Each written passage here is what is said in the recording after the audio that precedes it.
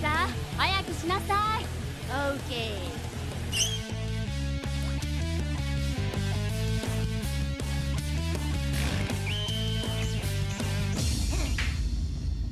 Let's go!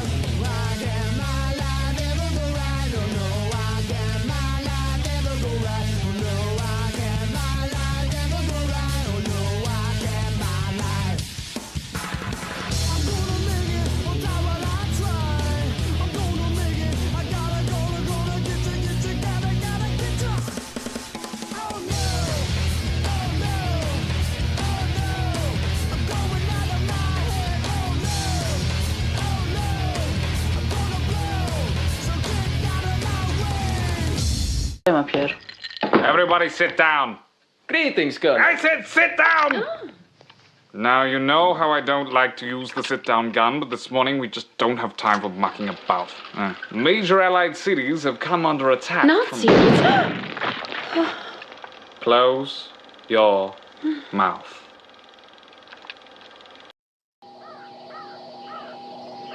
All right, let's get straight to the biscuits. At 0800 hours this morning, an American soldier was eaten by a Nazi dinosaur. That's a Tyrannosaurus Rex. No, Claire, that's a Tyrannosaurus Rex. Try thinking first before you open your mouth. Hello, hello, hello. Oh, hello, Zorak. Braxton, I am very attracted to you. I can hurt you. Oh, waka chicka wow. Hello, and welcome back to the channel. What's going on, everybody? Hope everybody's having a great Tuesday, because I know I am. You know what I'm saying? What's going on, K-Pop? What's going on, Mark? How you guys doing tonight? See a few people in the chat. Sumo Thori, hello, good sir. Popping into the chat. How's everybody doing? Listen, that's right. That day your father was killed, your village was ransacked. For me, it was just another Tuesday. Just how it is. So how's everybody doing tonight? Just chilling here, you know. My desk is taken up, is currently housing. I'll show you this. So what we're doing right here. I have a large monitor out of my Neo Geo 4-slot cab that I've taken out of it. I've disassembled parts of my arcade cab to bring up and actually put here behind me. So currently, right now, as we speak, right? Like as you and I are right here, over here is my large 27-inch monitor that's for my arcade cab. You know what I mean? That's just how it is. So, yeah, I got stuff that I have to do on that. I got to clean that. You know how it is. You know how it goes. And so that's part of the plan. Hey, G1, what's going on? How's everybody doing? G1's here, back with his MS Paint avatar. Excuse me. Living his best life. And I like that for him. I like that for him a lot. So yeah, we got this big, like, I can sort of kind of show it, you know. It's here. It's this very large CRT monitor. And that is going to be up here with the rest of my Neo Geo 4-slot cabinet. You know what I'm saying? That's right. Don't forget to like, subscribe, share it out on social media, tell your mom about streaming and the internet. You know, and I like that for her. I like that for her a lot. So yeah. You know. That's what it's about. So yeah, now I'm gonna shut this light off because it's blinding me. It's blinding you. But here's the yes, it's a 4-slot cab here, and here's the thing.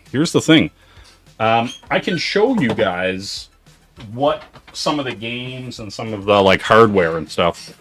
So, okay, this is what's called an arcade MVS cart PCB kit, right? And so with the kit, I'll show you how it goes, right? So you got this kit, and you get this as if you were an arcade operator, like in the like 90s and early 2000s. And so you would get these. You would get these giant cartridges, right? They're huge, and I'll show you what I mean by them being huge, right? So this is like a Super Famicom, Super Nintendo cart. This is the MVS Neo Geo cart. They're like giant. They're huge arcade PCB boards, right? And they come, you know, they come with all the accoutrement that you would expect, right? Like here's like the moves list that you would like stick on the arcade cab, you know, that would show you like the basic sets for all the characters and stuff. And so, yeah, it comes with all the stickers and, you know, it comes with a manual and stuff like that, right? And so I'll show you guys the actual board and everything like that, right? I'm just going to set this over here. And so, yeah, like I have tons of these, like, you know, King of Fighters 2000. You know, I could just reach into this, like, you know, let's see what we got here. Little Waku 7, you know? Anyway. You know what I'm saying. All right, but so here, I'll show you guys. Here's one of my many arcade PCB boards. Okay, and this is even bigger. This is a Hyper Neo Geo 64 motherboard, right? This giant thing here, and then you're walking into oh damn. And so here's the crazy thing. I'm gonna hold this up here like this. There are giant like metal clips that lock these. This is a cartridge. This is what's crazy. So I'm gonna unlock this cartridge, and then you gotta pull. Here's the crazy part. You gotta pull these carts off with these clamps, and then this big thing right here is the cartridge. This is the cartridge, like the PCB board that has the game on it. And this is Samurai Showdown 64. You know, Warrior's Rage. And then this is the board without the card on it. You know? And so, yeah, so you, like, I'll probably do a video, like probably a live stream actually, of me putting it all back together once I get the actual cab up here. Oh yeah, it's giant, right? And so that's that board. And then I'll show you, set this one down here.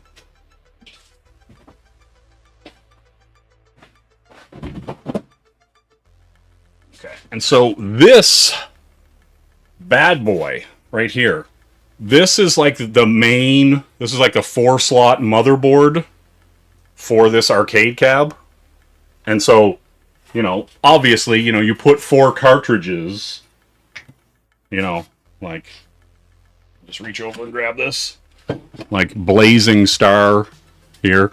And they just go here, and you put each cart in, you know, and that's why it's called a 4-slot, right? The Neo Geo came out in 1990. The 4-slot cab, the MVS. I'll show you. Like I can pull up some pics to kind of show. I can show you exactly the cab I have. We'll do that. We'll slide over here, and you'll see it once it's up here. It'll be back here. It's been down in my kitchen for a hot minute, but it's so heavy. It's like almost 300 pounds. And so I had to take the monitor out of it. I had to take a bunch of the stuff out of it just to make it lighter for humans to... And it's so awkward if like the monitor's in the top part and it's so heavy with all the gear in it. We'll pop this open here. And... All right. Let's see here. I'm just going to type in Neo Geo 4-slot MVS. All right. And so now I think if I go over to here and get rid of this capture, there we go. Okay, so we're over here. We'll go to images and I'll show you exactly the cab I have. See, and it came in a bunch of variations, right? Like, that's the PC board I just showed you. There's, like, one of the smaller ones. Let's see here.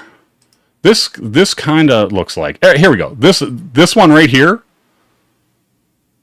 This is exactly what I have down in my kitchen right now. This right here. They call it the Big Red Monster. You know what I'm saying? And so yeah, this is what I have, 4-slot Neo Geo MVS, and these marquees light up depending on which game it's on, and then like on the front here, actually it should have actually pretty good shots. Yeah, so right here, there's a button that basically allows you to switch between each game, and see if there's a closer shot. Oh, he's got it taken apart. Oh, I can show you. Anyway, this is like the main board with the arcade. See, there's a button for game select and left and right, and then the arcade sticks. It looks like he's doing some repair work.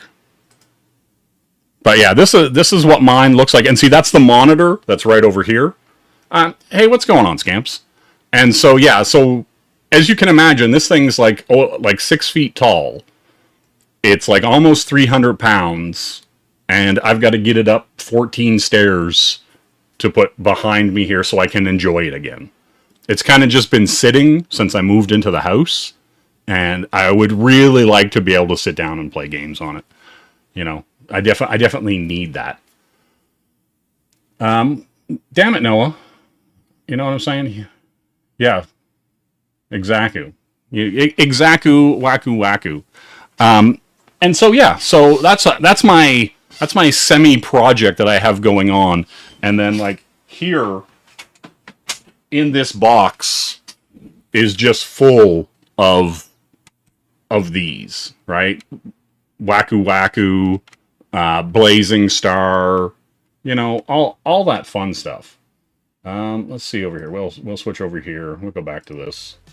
And so, yeah, I got stacks and stacks of these that I can... I'll pull this box over.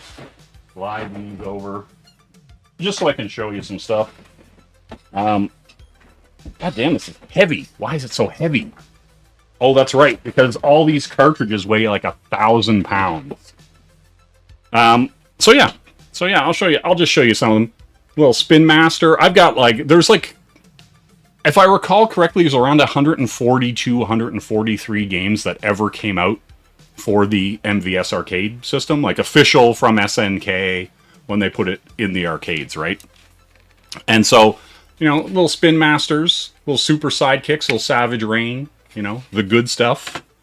The good stuff. What we got going on here? Oh, real? No, you've never... Okay, so you haven't heard of, like, SNK versus Capcom? Or, King of Fighters, or Art of Fighting, or Fatal Fury? Like, Street Fighter 6 right now has Mai and Terry, and they're both from, like, Fatal Fury, King of Fighters, right? And so, yeah, and so SNK versus Capcom and SNK versus Capcom 2, the SNK is Neo Geo, right? So, you know, Terry Bogard or Geese Howard or any of those kind of characters, or Metal Slug, if you've heard of Metal Slug. Let's see what we got here. We'll grab some of these carts and we'll show them off. Oh yeah, and there's like a sweet Double Dragon on there. Fatal Fury. Oh, this is my Ninja Masters cart, but the label's off of it. And then what else we got here? Little Puzzle Bobble or Bust a Move, Robo Army, King of Fighters 2001. You know? Let's see what else we got here. There's weird stuff in this box. Breakers and Breakers Revenge. Excellent games. Yes, what about Kim Cap-Wan? Yes, Kim Cap-Wan from Fatal Fury and King of Fighters. Yes, exactly. Breakers Revenge, World Heroes, Nam 1975. All good stuff. Let's see what else we got here. Boop, boop, boop. And then Shock Trooper. There's some crazy rare games happening right here. Shock Trooper Second Squad. Kazuna Encounter. Super Tag Battle. What a fucking crazy ass rare game that is. What we got here? Oh, this is like the Sam show. Alright, so set those there. No. Don't worry about it. What about... Okay, Sumo. Can I interest you in Gargoyles the movie? The Heroes Awaken free inside interactive VCR board game. That's what's also in this box with these other cartridges. You know, and it opens, and it says object of the game, and you play this game. The VHS is in here. Do you know what I'm saying? Like, are you enticed? Are you enticed? You know, Sumo? Don't go. You know? And then we got little Sam Show 1. Little Galaxy Fight. Samurai Showdown 3. Exactly. See, I knew we had you. I know what we did. Yeah, Sumo's dry down there. Oh, a copy of 8-Man? You know what I'm saying? It's basically like Kamen Rider. You know, that kind of thing. Okay, Sumo. Can I win you back? Can I win you back with this Bruce Lee The Lost interview on VHS? This right here is the most... This is the clip whenever you see him talk about, like, anything. This is what it's clipped from. You know what I'm saying? So, like, if he says, like, be like water, my friend, it's in this interview. If he says water crashes, become like water, that's what he says. And then this Jackie Chan, Snake and Crane, Art of Shaolin. You know? I don't know why there's a bunch... There's this Dag Nasty cassette tape in here. You know, with such hits as Safe, Trying, The Godfather, Fall, When I Move. It's an EP. You know? That's all I'm saying. What if, Sumo... What if I reach down here and then I just picked up all these... what about this Battle Skipper on VHS? What about Battle Skipper 2? What about Arcadia of My Youth, also on VHS, Sumo? You know? What if I had this copy of Rurouni Kenshin, Tales of the Meiji, on VHS? See? See? Henry knows what's up. Henry's like, I want this Dag Nasty cassette. You know?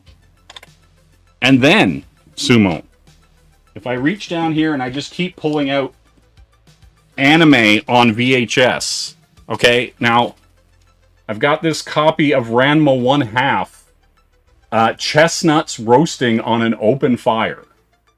You know, Jack Frost nipping at your nose. You know what I mean? Damn, I hate it for her. You know? And then I also have this Ranma 1/2 Pretty Womanhood on VHS. You know what I'm saying? And let's not forget, guys, the Angel Cop Collection on VHS. You know what I mean? That's what I'm saying. Listen, I can be yelling at Rob Liefeld, and I can be yelling at our good friend Robert Kirkman, who apparently cannot draw Die Hard's head in scale with the rest of his body. Do you know what I'm saying? That's what I'm saying. Then, also, in this, Ushigi Yugi, Separation. Also on VHS. Then, now we're going to get into weird movies like The Last Broadcast on VHS. Where's your copy of The Last Broadcast? You know what I'm saying? That's what I'm asking you. I'm out here on these virtual streets asking you where your things are. You know? That's it. That's it. And I'm stacking up all this VHS anime like cordwood. Okay. Damn. So all these are Rurouni Kenshins. Right? I'm out here to play. I see you and I raise you some Rurouni Kenshins. The mysterious play. That's it. Yamazaki Ryuji is the best NK fighting character. You are sort of correct. Yamazaki's pretty awesome. He's got the knife. He kicks the dirt. He does all the good stuff. Let's see what else we got here. We also have some Ushio and Tora on VHS. The stacks are getting higher. More Ushio and Tora. We also have more Ushio and Tora Volume 4. Then there's some blank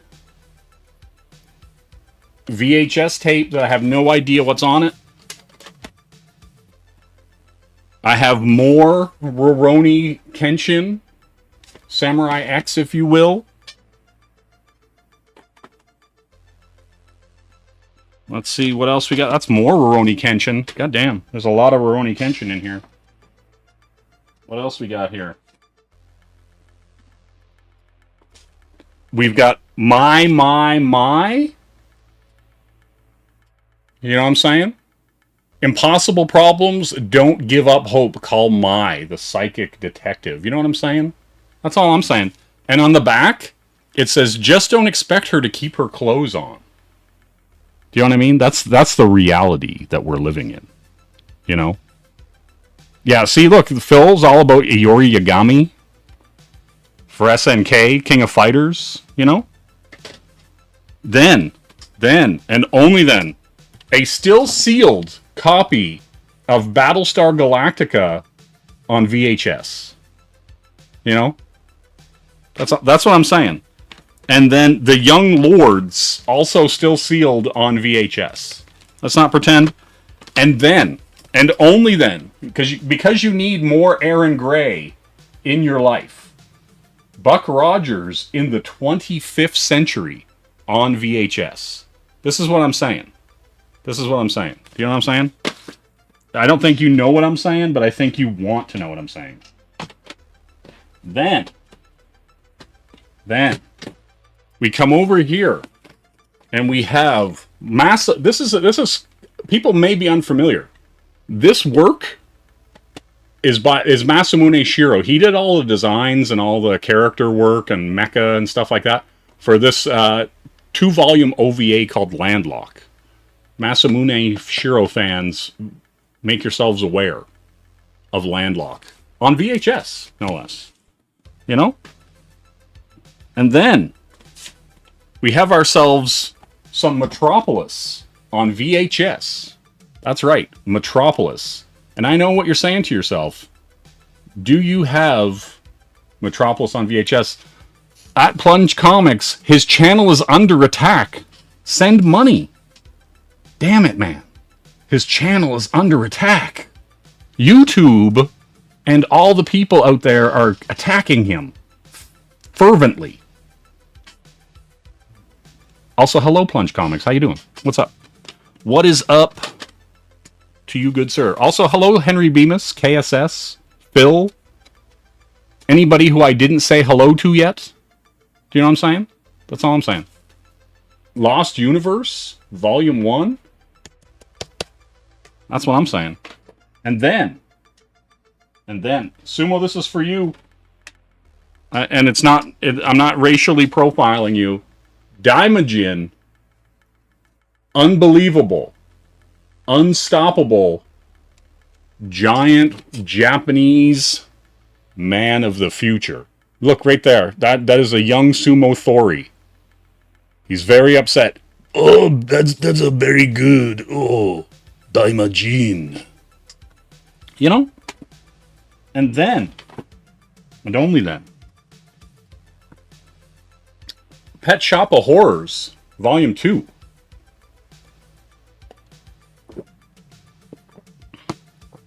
That wasn't an accent, Sumo. That was not an accent, Ali. Very good. You know? I'm just saying, I'm just out here.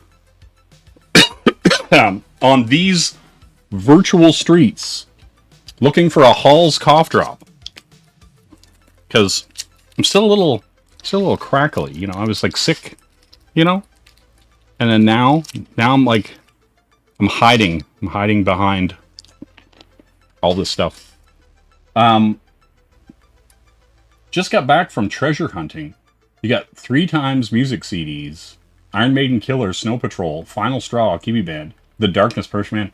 Ooh, get your hands off of my woman, motherfucker. The Darkness is great. The Darkness is like insanely underrated. Do you know what I'm saying? I actually am a big fan of The Darkness. And the lead singer of The Darkness is like semi-retired and he has a YouTube channel and he just rants about stuff now. It's entertaining. Do you know what I'm saying? Like, check him out. Because Henry Bemis is here, and I have more cassettes in this box for some reason, I have Beastie Boys' Hello Nasty on cassette. Oh man, this is great. Okay. Thrush Hermit, Smart Bomb. Incredible EP, Thrush Hermit. Now, right here, Sloan. This here, inside here is the ticket from the concert that I went to. $10 at the door, Saturday, November 5th.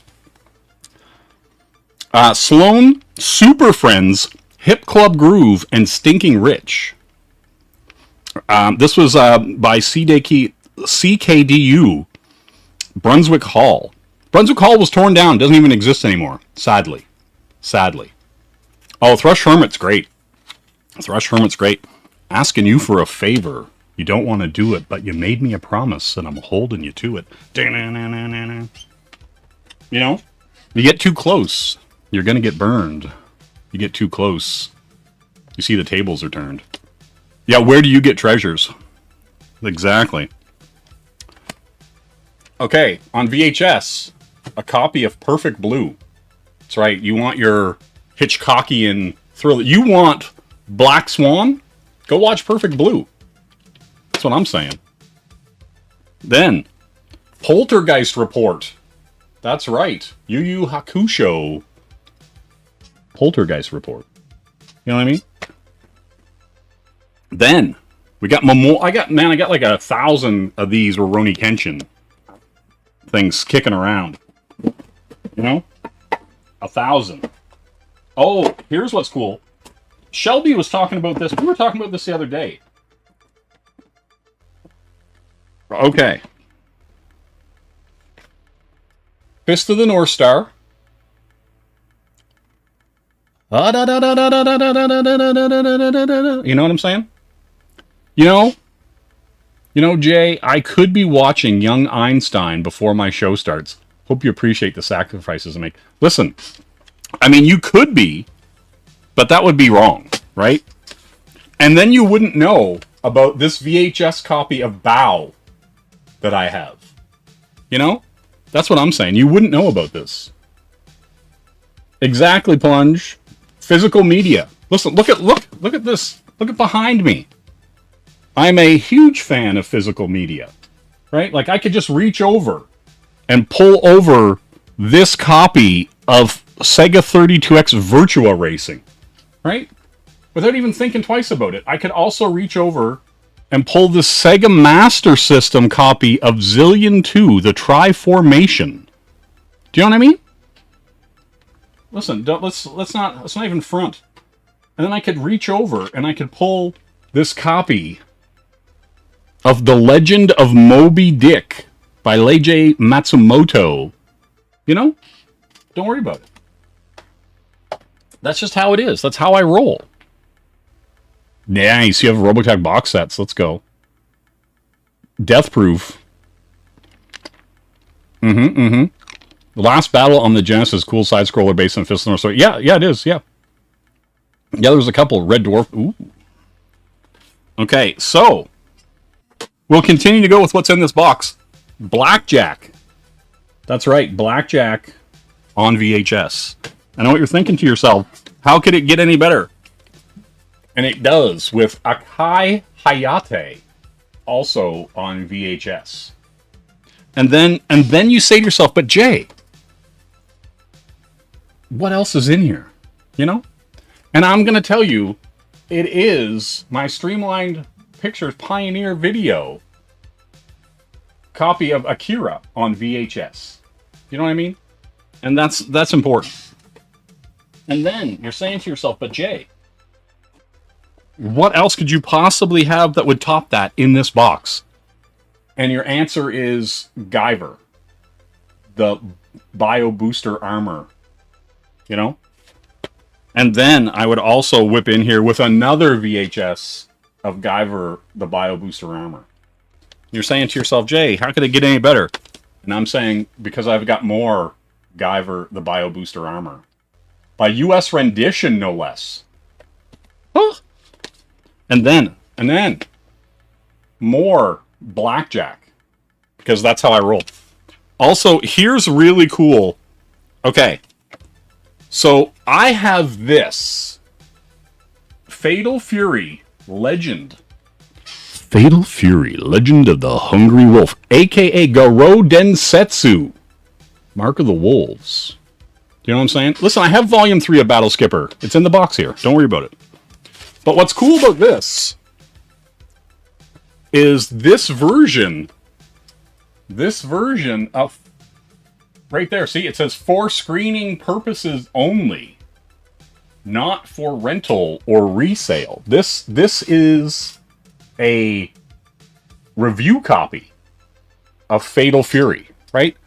You know what I'm saying? Do you have a reviewer's copy of Fatal Fury? I don't think you do. You know? I'm out here in these virtual streets with review copies of VHS movies. And that's all I'm saying. Like, you're saying to yourself, Jay, it's a VHS movie. No one cares. And I'm going to say to you, don't call the RCMP on me. I've got Amon Saga. Look at that. Look at that Yoshitaki fucking Amano art. Look at that. Amon Saga. You know? That Final Fantasy guy. You know what I'm saying? That's all I'm saying. Then, listen, also for Sumo Thori, Sonny Chiba in Shogun's Ninja. Oh, Hamato Yoshi. Oh, very good. You know? That's it. And then, we got this Thundercats fully animated cartoon on video cassette. It's so cool that they covered over video cassette with fully animated cartoon. You know?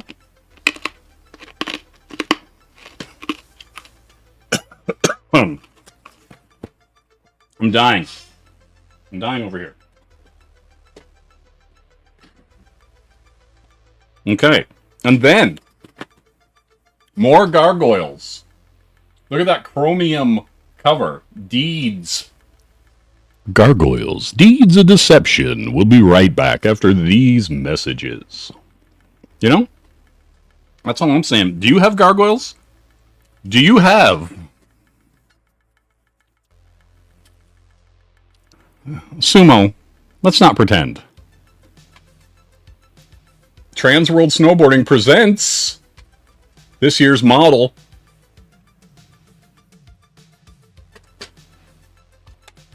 What's this?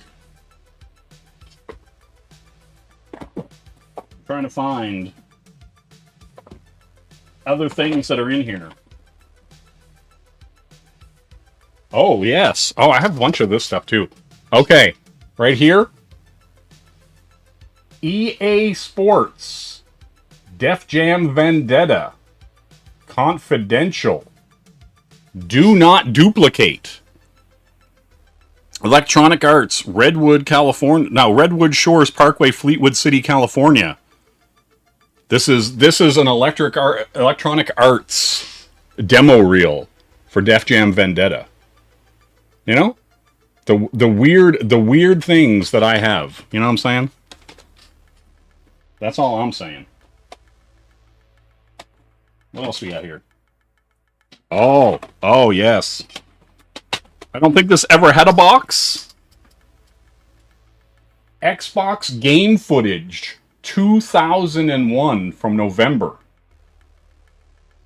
That's right. Demo reels for the original for the Xbox launch. Right? Like we're in 2001, you're getting yourself an Xbox, you're saying, "What's this Halo I'm hearing all about?" Do you know what I'm saying? What's going on, A1? How you doing? Do you know, so we're here. Boom. You know, you want what's funny is I should digitize this tape and put it up on my gaming channel. I think I might do that. Same with that EA one. What else we got here? What else do we got here? Let's see. We got some RG Veda. I know you're saying to yourself, what the hell's that? Damn, you're not semi-retired. You're semi-retarded. And queer. You know what I'm saying? If Jades strikes you down, it's like Jada Pinkett Smith. Is that what you get? Jades? Yeah, you never go full retard. You don't do it. I don't want that for you. I don't want that for me. You know? It's just how it is. It's just how it is. You say to yourself, you like Ninja Scroll? But do you like Ninja Resurrection? You know? Because I know I do. Yeah, used to show your old treasures. See, well, here's the thing. I'm still unpacking, and so I got all this stuff, and then I moved my large 27-inch or 29-inch monitor out of my cabinet, and it's on my traditional desk so I can clean it. And I'm just like, so I'm not going to do traditional art tonight.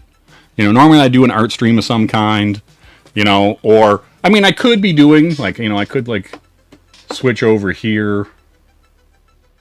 You know, I could be working, like, I was working on, like, art stuff earlier. You know, I got some traditional stuff happening here, digital stuff, you know, whatever. But, you know, the monitor's what's happening, right? Like, so that's just it. That's just it. You know, I could be doing all sorts of things, but I've decided that for this stream, that's what this is. It's going to be about whatever I just found in this box. You know what I'm saying? And, like, listen, I'm going to yell at Rob, and I'm going to yell at Rob one last time. When issue 6 or issue 100, whatever you want to call it, comes out, I'm going to re-art and review that issue, and then I'm done. The Rob Liefeld arc is over, right? And that's the thing. That arc will be over, and I will be completely done. See what else we got. Oh, we got good bands that most of you've probably never heard of because, like, my music IQ is higher than all yours. You know? It's just a fact. We got this Sebado. If you haven't heard of Sebado, fix that. You have now. You know? Sebado. Excellent. You know? And that's all I'm saying to you. Hold on. I'm going to pull this over here so I can see what I'm doing. You know? But yeah. Sebado. The Freed Man. Harmacy, Sebado Harmacy, an excellent album. If you have not heard of Sebado, fix that now. Fix that right fucking now. Here's another one. Ned's Atomic Dustbin, Godfather. If you have not heard Green Cell Gray, my condolences to your ears, for they have not been purified by this golden light. That's all I'm saying. That's all I'm saying. Ned's Atomic Dustbin, Godfather. Great album. Great album. You know? You've definitely not heard of this band. You've definitely not heard of this band. Hardship Post. The Hack EP. Go listen to it right now. Or later. Preferably later, I guess. You know? Yeah. Hack EP. Phil is telling me on these virtual streets that he has that Ned's Atomic Dustbin cassette. Well, you've just earned 5 points, right? Like I'm not keeping track of my favorites, but Phil just got 5 points. You know what I mean? You know? That's all I'm saying. You know, and why don't you guys all be more like Phil? That's all I'm saying. Hey Oz, what's going on? How you doing? Yes, I'm on a Marth too. Exactly. Exactly. I don't know what the hell that is. It's a blank cassette. We'll set that up there. I think that might be it. Hold on. Hold on. No. There's this. I can't even see it. Can't see me talking about you and you talking about me. You know what I mean? All right, here we go. Matthew Sweet. Son of Altered Beast. Matthew Sweet is amazing. If you don't listen to Matthew Sweet, if you haven't heard Girlfriend, if you haven't heard any of his albums, you my friends are missing out. Matthew Sweet, amazing. Easily one of my favorite like overall artists, right? Like covering every genre. If I had the option to listen to Matthew Sweet or anything else, I'd listen to Matthew Sweet. 10 times over. 10 times over. You know? But that's just me. That's just me. So yeah.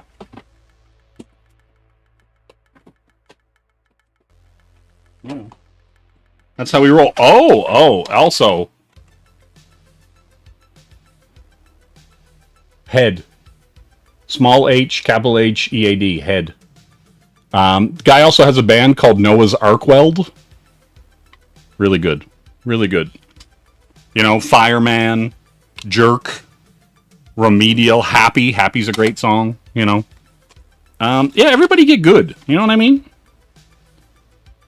Well, there's a Cure tape here, too. You know. All that kind of stuff. That's just how it is. That's just how it is. So anyway, you know, this box had a whole bunch of MVS carts in it. And some VHS tapes and some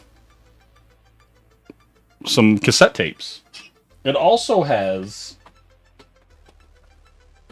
weirdly like some PC games like Sin Episodes, you know. This Taito Legends 2 for the PC. What's interesting about this is it has like games on it that are like stupid rare. Like hundreds of dollars a piece. If you were looking for them like on Saturn or PS1 or something like that. You know? The Experiment, Secrets, and Specializations, you know? Fun stuff. Fun stuff like that. Anyway, long story short, that's just how it is. Yeah, Bubble Bobble, Elevator, Action, you know, all that stuff. All right, now I gotta put this stuff over here. Oh, here's the other, hold on. I'm just gonna set some of this stuff over here. Also, weirdly and randomly in this box, for some reason, unbeknownst to me, which is weird, is, if I can reach it, oh, for some reason, there's just a special edition copy of the Xbox 360 version of Grand Theft Auto 4. Right? That's right. Just in this box is, you know, this copy of Grand Theft Auto 4. I think it has like a lockbox and like a duffel bag and stuff like that in it. You know what I mean? Just how it is. Just sometimes you gotta ask yourself, what the heck? You know, and now I'm just hiding behind this pile of stuff that I gotta move. You know what I mean? I gotta move and address. You know, and that's the important part. We're gonna scoop a bunch of this stuff over here so that I can like see you guys. You know what I mean?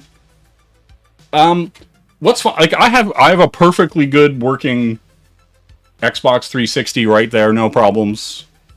There was some that had issues. They would get like hot and the board would warp and the solder would pull, and so the main processing chip would become unsoldered. That was an issue that they fixed with, you know, all the later revisions. Never had any issues, but some of the ones that came hot off the assembly line, you know, came in a little too hot. You know what I mean? But yeah, you know. So yeah, we got all kinds of weird stuff in these boxes, and I've been slow. That's the thing. I've slowly, since I got into this place, been unpacking stuff, right? And so yeah, that's kind of the thing. I'll move this over here. Yours got the red ring while under warranty, and they just sent me a replacement cord. Weird. You just got notified for a video. Damn. Shows my Magnavox Odyssey. My game collection's kind of weird in that, like, I don't own like a Vectrex. I don't own like a Magnavox Odyssey or like a Commodore 64 or anything like that.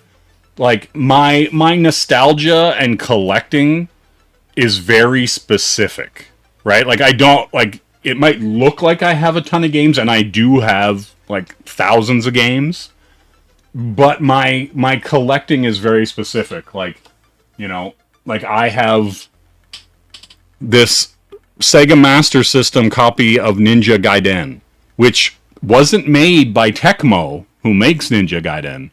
It was made by Sega because they licensed it to have a Ninja Gaiden game on the Master System, right? And I've just, like, you know, if you want to put it in like comic collecting terms or however you want to, like, I don't collect keys. I don't collect things that are like, okay, we'll put it this way. Everybody loves Mega Man. I'm like, meh. Right? Like, I don't go at them, like, they're okay, but like, I'm not a fanatic. I don't just collect certain games or certain series to collect them. Like, everything I have either is of supreme interest to me, or it's a series I love, like Bloody Roar, or King of Fighters, or, you know, Ninja Gaiden, or, you know, stuff like that, or like the Forza games, or stuff like where I'm like, or Gran Turismo, like, I love those series, so I get those series, or like Jumping Flash, or Tekken, or whatever. There are certain series I really enjoy, and so I buy those series, and like, I buy weird stuff too, like, you know, I'll import something, or, you know, get some kind of like wrestling games or whatever from Japan, and that's cool.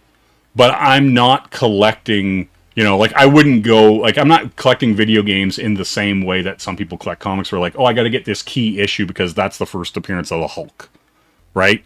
If I get like a Hulk game, it's because I think that Hulk game is cool, not because I need to own every single comic book game that exists, right? Like, do you know what I mean? Like, if you get that kind of, you know, mode to collecting. So yeah, like, I'm picking up those games that, like, I think are cool or interesting, you know, and so yeah, so like some people go, oh, do you have like, you know, and they'll just name some game that's like, you know, like whatever, and I go, no, I don't have that. And they're like, you don't have the like whatever game, and it's like it doesn't mean anything to me. Like it does, I'm not interested in it, right? Let's see. Yeah, Contra is better too. Yeah, you never really understood Mega Man love. You did have a real soft spot for the Mega Man. Yes, the Mega Man Legends games are actually pretty cool. And so, yeah, that's the thing. And at some point, like the Mega Man 1, 2, 3, they're just kind of like, they all just wash over and feel like the same game, right? Yeah, exactly. Collect what you like. Exactly. Plunge is saying he's lost so much of his shit over the years, including everything he collected from 88 to 96. Ooh, damn. $60, $100 every week, music, comics, vinyl. Did you like lose them in like a flood or like something like that? Some kind of unfortunate tragedy. But yeah, like, you know, and I get like, you know, I love stuff like this, right? Shin Nihon Pro Wrestling, right? Little All Japan Pro Wrestling, you know, you got Great Muda there, you got Jushin Thunder Liger, you know, Tenzan Tiger Mask, stuff like that. Like, you know, and it's because like I'm a fan of Japanese wrestling, right? Like, and so I get stuff like that I like. I get, you know, whatever it is, right? Like, you know, or, you know, Godzilla. We'll go this way. You know, Godzilla Destroy All Monsters on Xbox. Godzilla, you know, Destroy All Monsters. That's what you got to get, right? And so, yeah, that's the thing. Like, I collect the things I'm interested in. Fire. Oh, man, that's brutal. That sucks. You're sorting stuff and have many empty movie cases and CD cases. Damn. Plunge lives in the fictional country of New Zealand. It's like Australia. They only want us to believe it's real. But my good friend Oz assures... Yeah, listen, the psyop that is that part of the world, right? Like Australia, New Zealand, like them trying to like make us believe that it's real, you know, it's just how it is. Oh, you don't let people who you don't personally know visit. Damn, trust issues. I see how it is. I've had friends who wanted to show people my shit and I'm like, nope. Oh yeah, like that's the thing too. Like I'm really quiet about what I have, because like I don't want to be like, oh yeah, I've got all these games and all this stuff, right? Like come steal it, like, you know. Yeah, for sure I definitely downplay my collection 100%. Like back there behind, like right underneath the Spider-Man mask, that's a Jet Set Radio skill slot machine on a Sega Dreamcast in-store kiosk stand. you know, the fun stuff. But yeah, right? Like, it's definitely one of those things where I'm very much like not advertising, right? And I just don't run around being like, hey, if you know anybody who's got games, like, you know, I don't even present myself as the game collector or the comic guy or anything like that. Yeah, it's just one of those things, because like you just don't know. You just don't know who's listening, who's paying attention, who you don't want showing up, you know, and scoping out your pad, as it were, you know. Yeah, I definitely get that for sure. I'd definitely be wary of anybody who's just like, oh, I'd really love to come and see what you've got, you know. Yeah, I bet you would, motherfucker. Get out of here before I beat you to death, you know. But that's how it is, you know. That's how I got it. I'm just moving stuff out of the way here, because, you know, just how it is. But yeah, you know, or this fun copy of Sailor Moon R for the Super Famicom, you know? Because that's what you gotta do. You gotta do that sometimes. You gotta pull out a copy of that. And yeah, and like that's the thing, like I gotta do a bunch of game streams and stuff like that. And that's just how it is. You also do not let people know I don't know visit. Yeah, well see that's the thing. Like, you know, don't let people you don't know visit your house. That's a good policy to have, right? I mean, why would you want anybody to do that? Your uncle stopped on the way to visit my parents, and what hadn't even been inside my apartment. At first words after stepping inside was, "Wow, yeah." Well, and that's the thing. Like, I've kind of like smartly separated this room. Like, this room here has this like set of shelves, and on the opposite side there's another set of shelves, and then there's a hall space kind of gap, and then more shelves that has most of my like comics and trades and stuff like that. And so yeah, I've definitely like pulled back and I've kind of made the room appear smaller, much smaller than it is.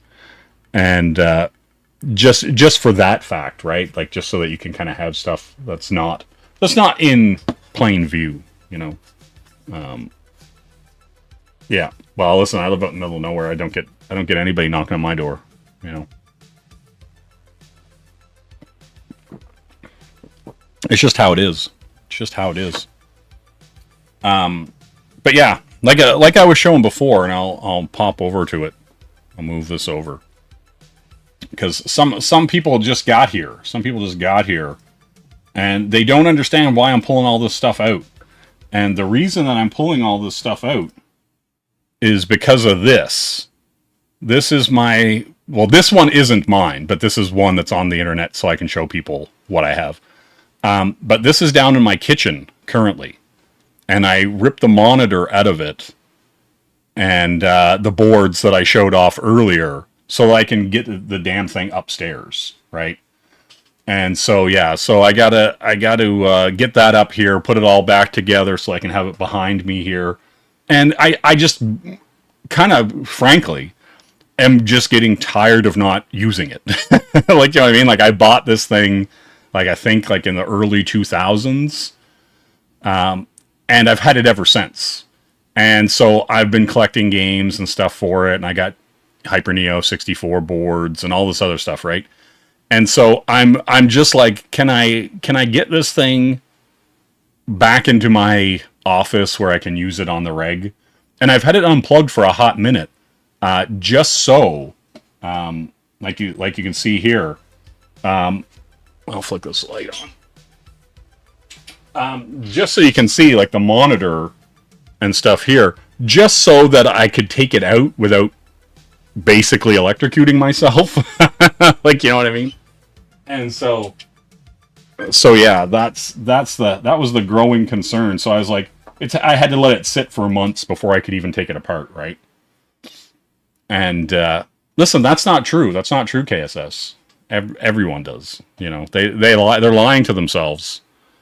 But yeah, no, it's pretty sick, you know. And what's actually really cool about it, this is like a memory card slot in the front, and you can actually bring your memory card from the AES system, like the home system, and bring it to the arcade, and the saves work both ways.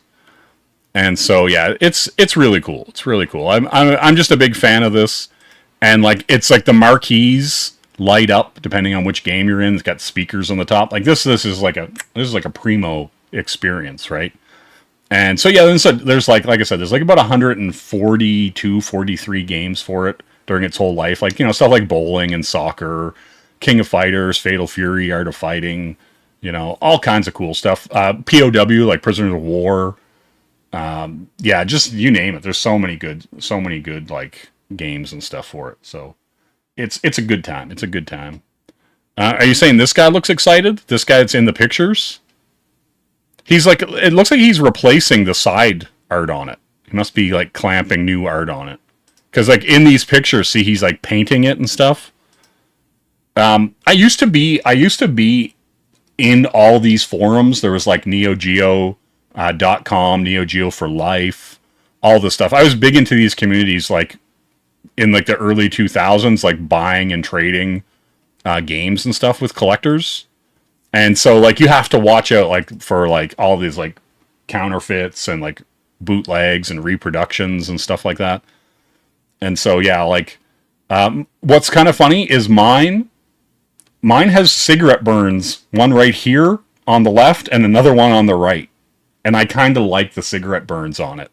It kind of gives it that like, you know, authentic arcade feel that it was in some pizza place somewhere and some dudes were smoking and just rested their cigarette on the thing and it burnt. That's the realness that I'm enthusiastic about, you know. But yeah, it's pretty cool. It's pretty cool. Yeah, see, here's like the little thing on the front. Headphone jacks on each side. Memory card slot. Like this is exactly my console. There was other ones like if I swing back here, right? Like there was a whole bunch of different models, like like weird little like stubby ones that like I always found weird, right? And so yeah, like that's the thing. Like these arcade, like see, like look at these ones. Like I don't know, they just look cheaper. Like mine's like the premium, like, you know, top shelf, you know, top shelf kind of edition. But I like this one, you know, the Big Red Monster. And there was like, you know, just kind of regular versions of it. But yeah, it was one, like, this was one of my holy grails. Like there were a few things that I was like, I need one of these. But yeah, the Big Red 4 slot was the jam. It had to happen. And I was fortunate enough, when I was managing 2 comic book stores at the time. I am taller than it, technically. It's only 6 feet tall. The Big Red Monster is only 6 feet tall. I think if you go here, I think you can actually find like the specs for it. Yeah, here we go. Let's see. We'll look at the AI motherboards, PCB slots. I'm gonna go height. I think it's 6 feet. I think it's exactly 6 feet. 9. Let's see. Yeah. See, the 4-slot arcade cabinets are approximately 6 feet, 183 centimeters tall, 250 pounds. 113 kilograms. Yeah, it's a heavy, and it's like, it's not that the 250 pounds is heavy per se, but it's so lopsided because the monitor sits so high in it, and that also makes it really heavy, and then all that like pressed board and stuff like that. No. I managed 2 comic book stores in like from like 2003 to 2009 in the city I was living in at the time. And yeah, and in that, what's kind of crazy is that city has an abnormally large amount of comic book stores. I feel for the size of it compared to when other people say, hey, like we've got a few comic book stores. Like I managed 2, one on each side of like the city, right? Like there's one across the bridge, and then like, you know, so some people were like, go to one, other people to go to the other, depending on what side of the bridge they were on. And then there was at least 3 on the same side I was on, and then there was 3 in there, and then just outskirts there was like maybe another 2 or 3. There was like 6 to 8 comic book stores at all times, and like it was very weird to me because there wasn't as many like used gaming stores, you know. And so, and still to this day, like they're just, I don't know what it is. I'm not sure if it's like people who open game stores aren't business savvy enough to keep them going, right? Like, and so they end up closing far more often than not. And then you'll just see comic book stores just kind of like trudge along. right? Even if it like, seems like they're not doing good business, they just continue to just kind of survive. And yeah, well, and that's the thing too. Like I remember for a hot minute, like a bunch of like comic book stores like switched to Funko Pops and board games. Like that was their big thing, right? Like everybody was just, you walked in, it was just a wall of Funko Pops, a wall of board games, and then their comic sections were just hugely crunched down, right? And you're just kind of like, wow, you're just getting the bare minimum, right? What's the saying here? Henry saying, I worked in comic shop when I was 18. I worked there for both the death of Superman and the launch of Image. Crazy times and comics. Yeah, like I loved, like when I was like 16, comic book shops were everywhere. And I remember just like rolling into places like corner stores and everything had spinner racks, right? You would go into a bookstore and it had a comic section, right? Like just floppies, right? And yeah, like that's the thing. And then like I remember like comic book shops were so prevalent that like this girl I knew, her dad had a comic book shop in the basement of their house. And it wasn't how can I describe it? It wasn't half-assed, right? Like you literally went down and had I believe it was like a Spider-Man, like pointing, being like comics, and had like the word balloon. And you went like to the back of this dude's house, went down like the stairs, and their whole like basement part of their house was a comic shop, and it was a great comic shop.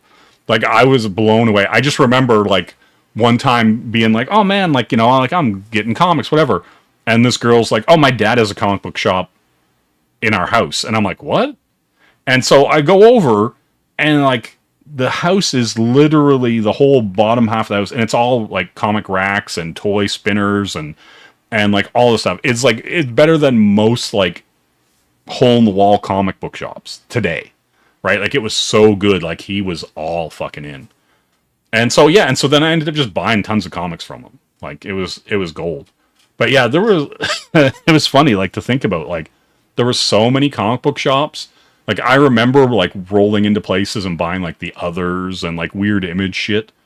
Like, and just being like, oh, what's this weird like Others comic with this skunk girl on it? Like, you know what I mean? Like just so bizarre. And like now, like comics are so, I want to say foreign. Not foreign in the sense that like, you know, the ideas are foreign or from another place, but just like when you pick up a comic today, it doesn't look like a comic, it doesn't feel like a comic, it doesn't read like a comic, right?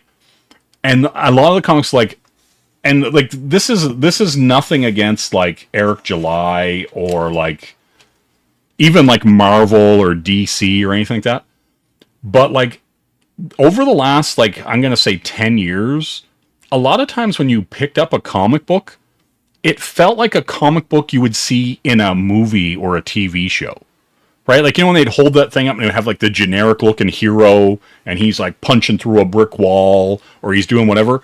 You know, it's kind of like what people in TV and movies thought comic books were.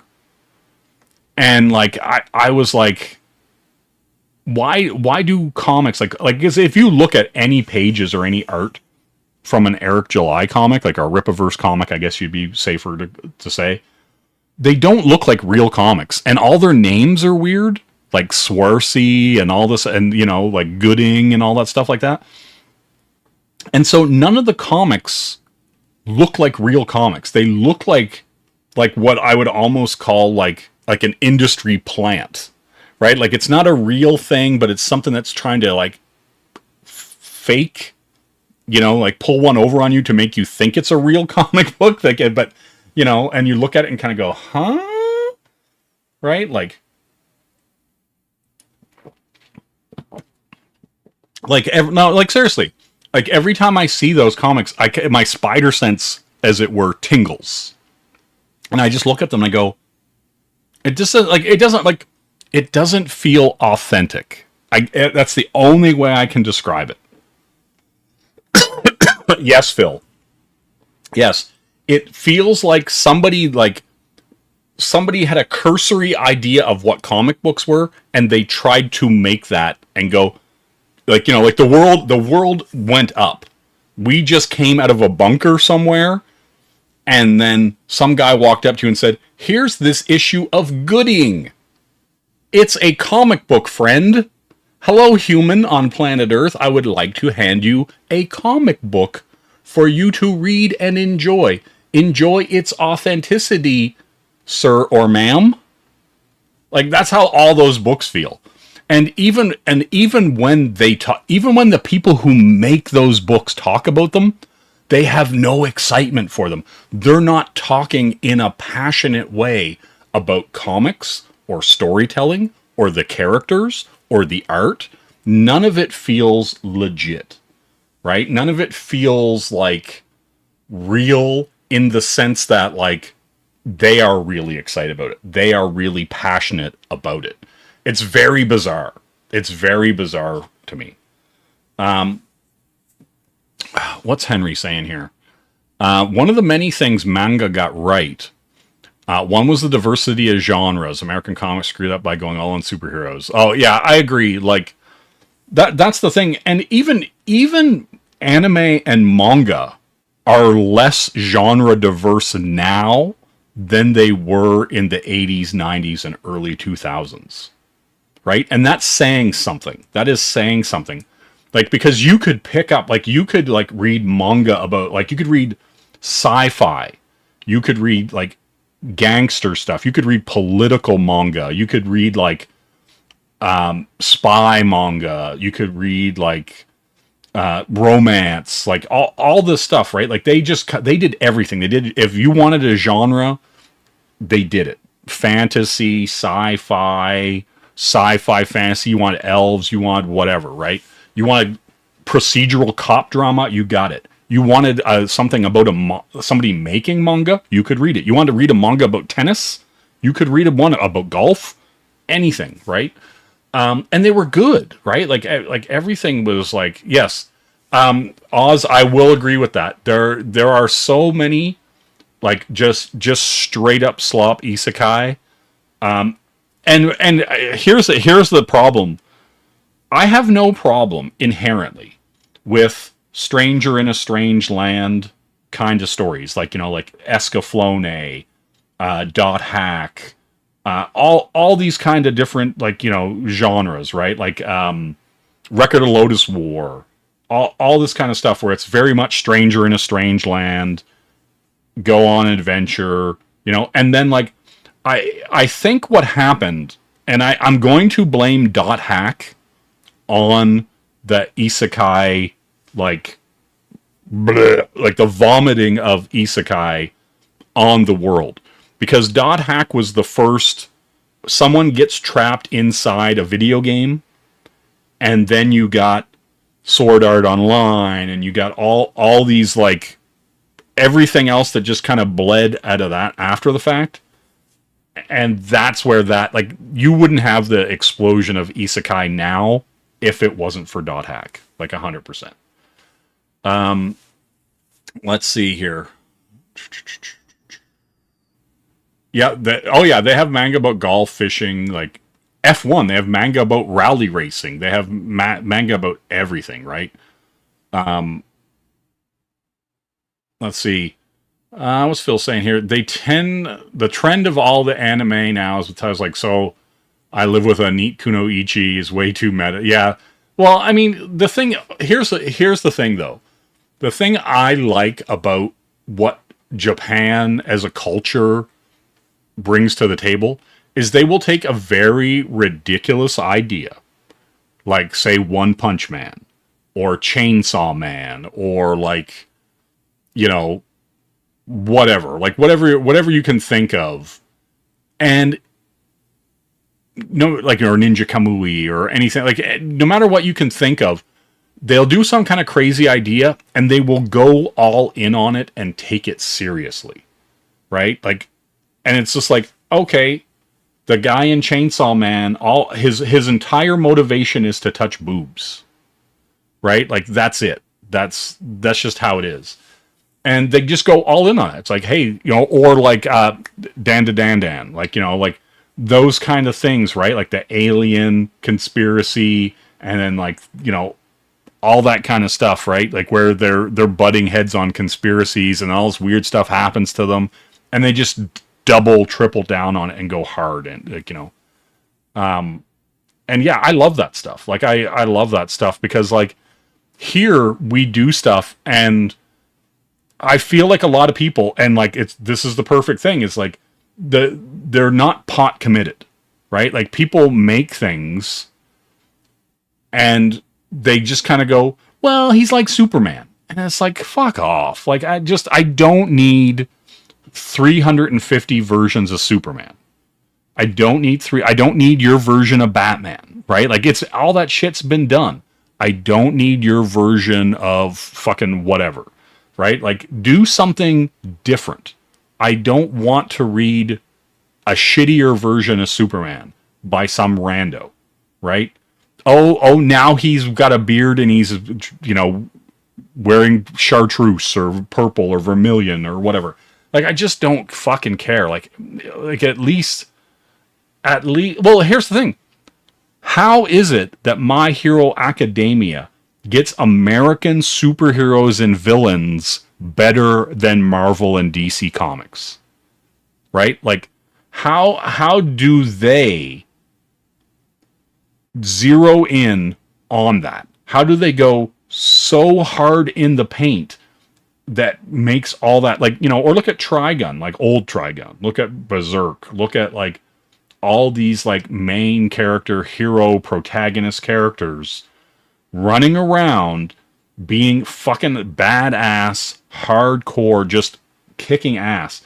And like, and if you look at like My Hero Academia, you look at One Piece, you look at like a lot of these things, it's like, yeah, that guy wants to be the best hero, right? Like it's all, and like the thing is, it's like, it's about putting in the work. Yeah, old Trigun is triple S tier. It's amazing. Berserk, like, Grappler Backy, you know, any of this stuff, right? Like, and 9 times out of 10, all of these guys, like, or One Punch Man even, right? Like, One Punch Man is about putting in the work. And he put in the work, and then he just decimates everybody, right? And you look at Grappler Backy, he put in the work and trained and fought in the underground things. You look at Deku in My Hero Academia, right? Like, he puts in the work. He gets his ass handed to him. You look at Luffy in One Piece. Like, you look at all these things, and it's like they've put in the work. They've busted their fucking ass, and they are reaping the benefits. Do you know what I'm saying? And or Goku like trains and trains and trains and trains and trains. Like, do you not get it? Like, they're actually saying, hey, if you put in the work, you get rewarded, right? Like, it is a long game. It is not, hey, you just show up and you win.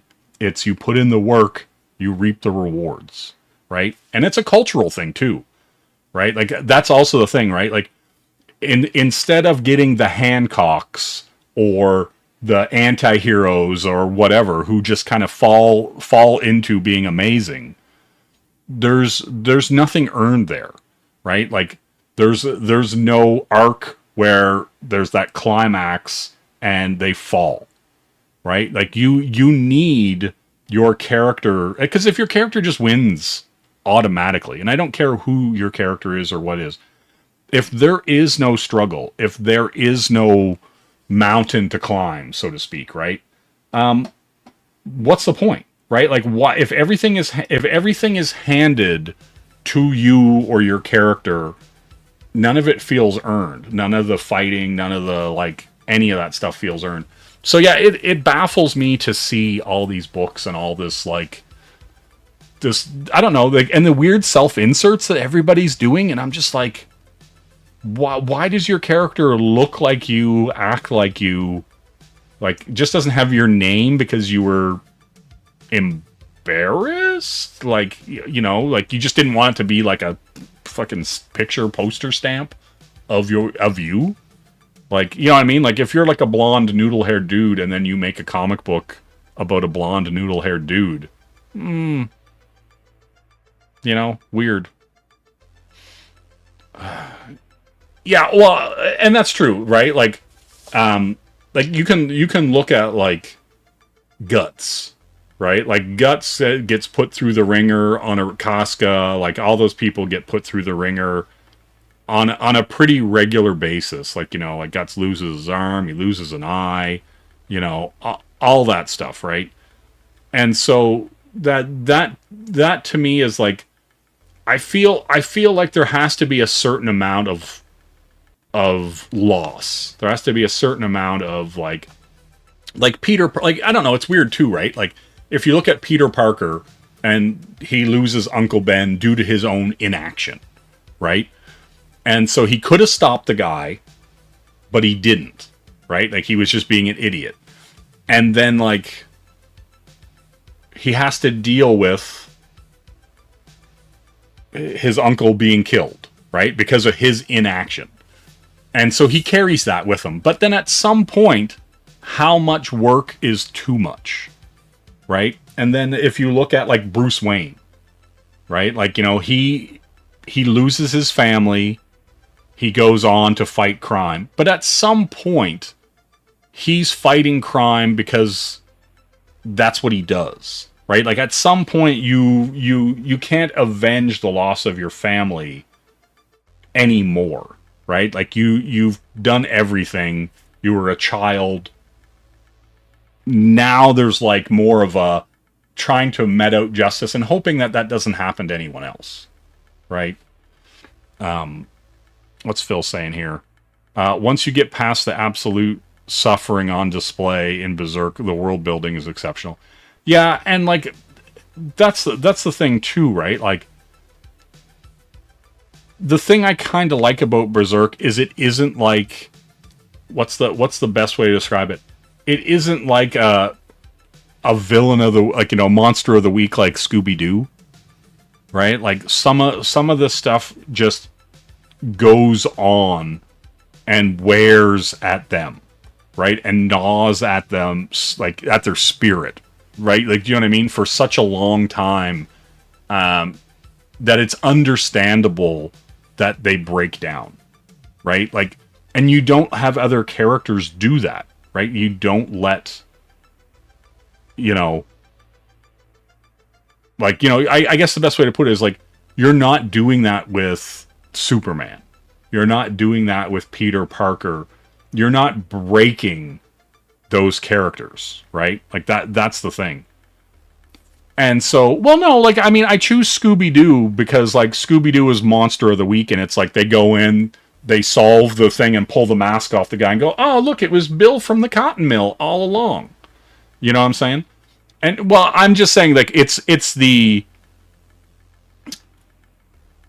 kind of polar opposite. It's like the contrast of what Scooby-Doo is, right? Compared to Guts, you know, and Berserk, right? Where Guts is being tormented and worn down, right? And Shaggy and Scoob and the gang, right? You know, Velma, they're not getting broken on a emotional, a spiritual, human level every week over the course of decades, right? Like, you actually get to see, like, Guts grow as a person, right? You get to see him weather things that normal people wouldn't weather. And he doesn't always, you know what I mean? Like, Guts doesn't always weather these things like a hero, right? Like, he doesn't always come out the other side of it being absolutely good, right? Like, do you know what I mean? And so that's the thing. There are shades of gray. There are dark spots on his soul, right? Like, do you know what I mean? And so he's a very real character because of how broken he got and keeps getting up, right? And that to me is the interesting and important, like, compare and contrast, right? And and that to me is what's really good. Oh yeah, Speed Racer on behind me. Yes, but that movie's so good. Speed Racer is so fucking good. It's ridiculous. And so yeah, that's the thing, right? Like, you just like, and that's the thing. Like, nobody right now. Like, tell me somebody in this indie space that is making comics that even measure up to like a fucking Scooby-Doo like story, start, beginning, you know, and satisfying conclusion. Like, you know, it was fucking Jim at the cotton mill the whole time.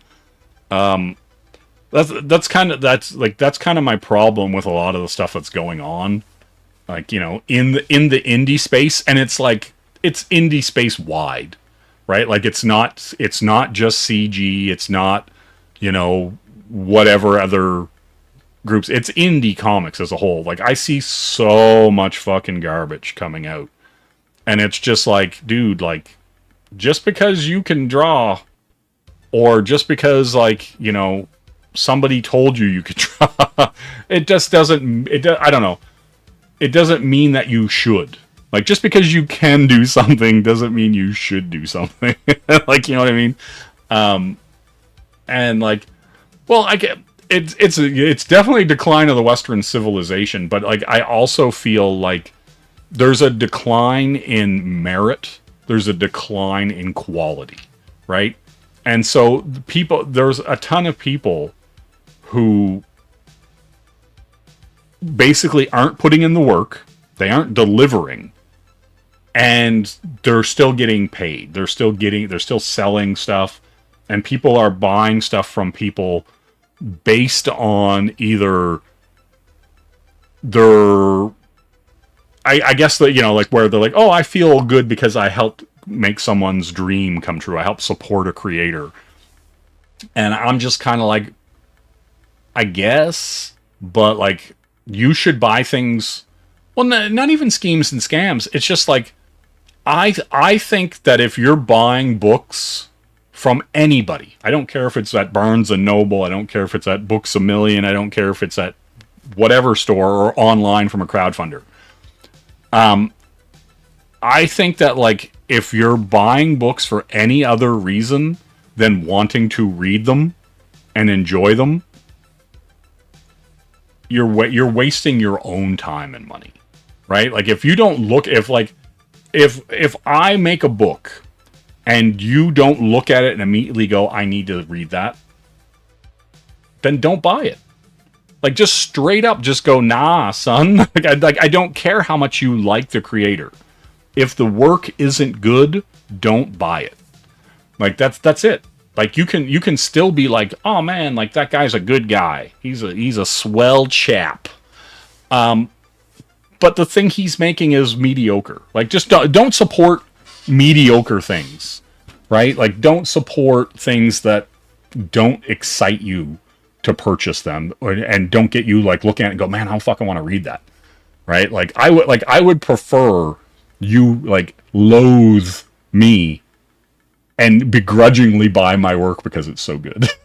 Like, you know what I mean? Like, that's like, that to me is like the victory, right? And like that kind of stuff. Like, I just, like, I don't know. I just kind of shake my head at, because a lot of people got caught up in, like, supporting, you know, people just to support the cause. And I'm just like, fucking, that's gone. That's been gone a long time, right? And like, people not getting books that are years late is crazy, right? People not getting their books at all is crazy. And it's just like, if your book isn't ready, or isn't like 50 to 75% ready, don't ask people for money for it, right? Like, don't do that. Like, I just, like, you know, if you don't have a plan, and you're not going to be, like, consistent and clear about that plan, don't ask people for money. Like, do you know what I mean? Like, it's one of those things. Like, I think, you know, we should, like, honestly being like, you know, don't don't encourage people to put out mediocre work. Don't fund mediocre work. Don't the thing is if you don't genuinely trust a creator, wait till their second book. Right? Like if you don't genuinely feel excitement about their work, don't buy their stuff. Right? Like and that to me is the thing. Like I don't know. I'm way over. I'm also like way over like people asking like $25 for a floppy, right? If you're like, oh, I need $25 to make this 22-page comic, shut up, get out of here, Like, don't do it. I would also agree. Don't buy Youngblood. I'm not buying Youngblood. No, don't do it. All those books are bad. Like. All those Youngblood books are terrible. Well, and here's my thing, right? The vast majority of the cost of making a comic is making the comic, right? Like if you're a writer, you've got to pay a dude to draw the comic, and even if you're paying, $100 a page, right? By the time you get to 22 or 34 or 64 pages, it's obviously it's going to be expensive, right? But at the same time, if you're a single creator who has a vision and can sit down and make something, then the cost is your time, right? The cost is completely your time and what you're willing to dedicate to that time, right? And and that's the other thing too, right? Like if you're asking for somebody to give you $25 for a 22-page book,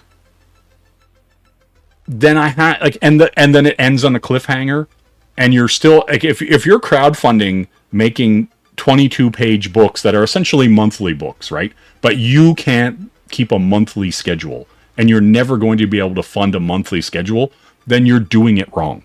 You should be making, like, my analogy is always, I guess the best way to put it, my analogy is always like, if you have an episode of Cowboy Bebop, or you have an episode of, like, the A-Team, right? Almost every episode of Cowboy Bebop is standalone, right? And so, it has a start, beginning and end. Each episode is a story, but within that story, like each episode, the 24, 26 episodes of Cowboy Bebop, each episode is its own story that stands alone. But then other episodes have subplots that lead from one episode to the other, right? So you might learn a little bit more about Spike, or Faye, or Jet, or Ed, right? And as the whole story goes along, it fills you in on all of those characters, right? You get to learn about those characters, and by the end of it, and Cowboy Bebop is thankfully one of those animes that has like a full arc for all the characters, and there's an end, right? And so don't put out the book that has the cliffhanger. Put out the book that has the episode, where I get to sit down and I could watch the first episode of Cowboy Bebop, or I could watch the 10th one, and I get two different stories, but I get information that carries back and forth between those stories, right? Yes, Ein the dog even had its own arc. Exactly. And so that's the thing, right? Like all that stuff was standalone, but it also had a complete overarching arc for all those characters, right? Yeah, Cowboy Bebop has a great dub. It is one of the anime that I would gladly say, yeah, just watch the dub. Just sit down and enjoy it. You don't have to read subtitles. Just sit down and enjoy it, right? And so I think that's what a lot of creators are missing these days, is that they aren't giving me a complete standalone story that I can enjoy and read on its own. And then when you do another one, and maybe I don't buy your second book, maybe I buy your third book, and then I read your first book and your third book, and I'm like, oh, that's cool. The character that was in the first book is still around and doing cool stuff. But I get a fulfilling arc with all those characters. You know what I'm saying? And so, yeah, that to me is the very interesting thing about what's going on in the comic space right now, is that people are asking you for money, asking for you to hang on a cliffhanger for 2 years, a year, 3 years. And then you're like, what? I just want a full story. And then when you do another one, I'll come check that out at some point. Like if you look at like Black Sad or any of those kind of things, he does like 64, 68 page stories once every couple of years, right? And you just get more of that, and you get to pick it up. And some of them are like 120, or some of them have a couple cases in it. And you just read those detective cases, and then you go, those were fun, enjoyable stories. They had a start, he solved the case, and he went on and did something else. And then, something else happened. This cult attacked them, went on and did something else. But you still get to learn about that character's arc. And I think that's what the indie space is missing right now. Steam Boy is the best. Oh yeah, Steam Boy's really good. That's from our friends of Akira, Atomo. Let's see. You've really good bad bootleg of Cowboy Bebop from Vietnam. Damn. Steam Boy movie is missing. Damn, why is everybody missing Steam Boy? Sumo went down a Kickstarter board game rabbit hole a few years ago. Got a bunch of boxes of stuff I never played. Goddamn. They're also super burnt out on creators doing monthly or far too close campaigns. Well, like, here's the thing too, right? Like, you should here's what I'll say on that, because I've seen that too. The book isn't even in the customer's hands yet, and they're already pimping another book, right?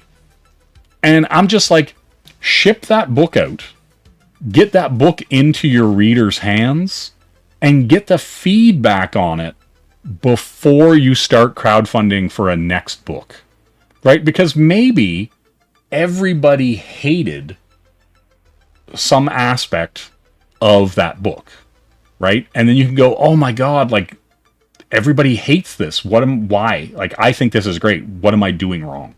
Right? You get just enough time to reflect on what you're doing that you actually are able to adjust.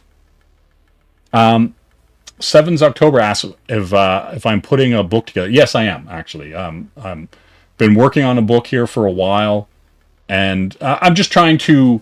A lot of people are very quick to come to the table with something, and they don't have the viewers, the subscribers, they don't have the critical mass to launch something and it gets seen by enough people, right? And that's what I'm trying to avoid. I'm trying to work on and get the book completely done, 100% done. And then I go, hey, I've got this book in my hands. Check it out. Right? And I think that's what a lot of creators are putting the cart before the horse. They don't even have a book done. They don't even have their first book done. And they're trying to get people to pay for them to make something. And for me, I'm just like, I don't know if you could, like, do you have a free thing online that I can read? Do you have this? Like, do you have something that I can see that you've actually created something that would be worth me giving you money for? Because, and sure, this could come back negatively on me, like what I'm saying, all the stuff that I'm saying right now. But like, I feel that if you don't have something out there, you shouldn't be asking for money for stuff. And like, I plan on putting out a free a free standalone book digitally on the sites and all that kind of stuff, so that people can read and look at the art and make a decision for themselves if they want to buy what I'm doing moving forward. And so, so 7th October here is asking if I'm doing the crowdfunding route. Not the traditional crowdfunding route. And so basically I am funding and printing everything that I do going forward. What I'm going to do is, if I put the book on Kickstarter, I put the book on Indiegogo, I put the book on whatever, you'll get different slipcases if you feel like that's where you want to get the book from, right? And so, and I'll also have my own web store, right? Like I'm working on, I already have my .coms, I have the name of my books.com, all that kind of stuff, right? So I will have a web store up with stuff on that web store before there's even a book, right? And so then I'll put the free book out, and it'll be a one-shot, and then that book is my trailer. That's my advertising for you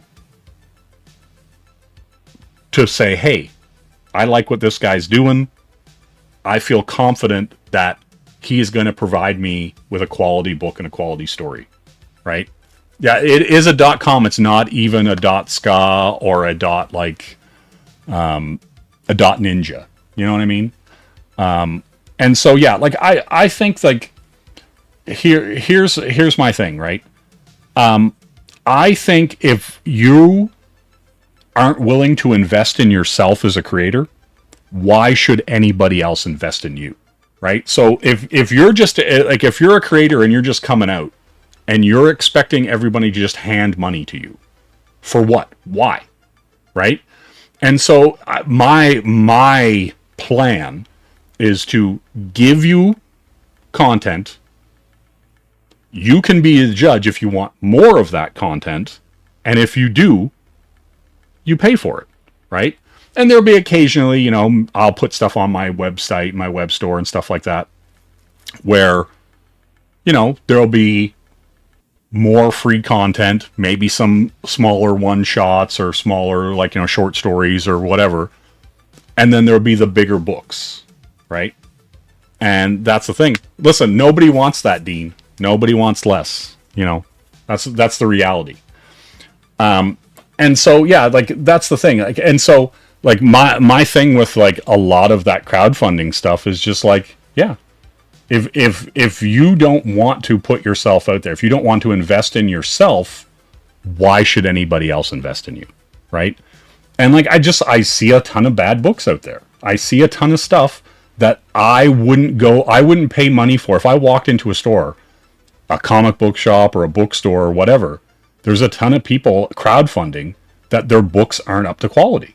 So why should I pay a premium in crowdfunding for a book that is less quality than any other book I can get off Amazon or walk into any bookstore for, right? And I'm not here to fund hopes and dreams. I'm not here to fund, you know, whatever. These are products, and the second you start asking money for them, they are put right beside every other quality product. That's it, right? And so, as soon as you start deluding yourself that you're like in the indie space or you're underground or whatever nonsense you wanna go on about, I'm over that. I'm not interested in funding indie, because a lot of people say they're indie or they're underground as an excuse to be of lesser quality, right? And if you're not willing to put up that quality, and especially if you're one of those dudes that's complaining about Marvel and DC and Image quality being down, and you yourself are not putting out something that's on par with that quality, then what the fuck are you doing? Shut your fucking mouth. Just straight up. Also, hello, Angela. How you doing? But yeah, like, you know what I mean? Like, that to me that's my problem with a lot of this stuff. No, I don't. Like, see, that's the thing. I don't want to pay for lowering the bar, right? Like, I don't, like, that's the thing. Like, I don't want subpar shit. And that's kind of my problem with the crowdfunding space, is you have a lot of people getting money and muddying the water with subpar shit, And they're complaining about stuff, and they're like, oh, I wouldn't even buy that. And I'm like, nobody's buying your shit anyway, right? Like, if you sell 50 books to to people, you're still a nobody. Nobody knows who you are. If you sell 1,000 books, you're still a nobody. Nobody fucking knows who you are, right? Like, I literally picked up Grappler Backy, and it has 100 million copies sold, right? Like, you know what I mean? Over the planet of this earth, right? So if you're selling 100 or 200 copies of a book, nobody fucking knows who you are. You're a nobody. Like 99.999% of people in this comic indie space, nobody fucking knows who you are. You're a niche within a niche within a niche, right? That's it. That's just it. Like that is the reality of the situation. A lot of people, like, you know, and like the few people who are somewhat popular, somewhat well selling, they're just big fish in small ponds, right? And so, like, if you're lucky enough to sell a couple thousand books, like, cool, like, that's awesome, like, you know what I mean? But you're like, still nobody knows who you are, like, like, do you know what I mean? Like we're in a situation where, like, mainstream Marvel and DC comics are lucky to sell 5,000 books a month. Do you know what I mean? Like, that's the thing. Like, that's the thing that drives me crazy. No, like, it's not even the hate. Like, my annoyance and anger, you know, if you want to call it that, with the situation is because I want things to be better, right? Like, I want the quality of everyone's work to be better. I want the books to be better. I don't want people, because, like, that's the thing.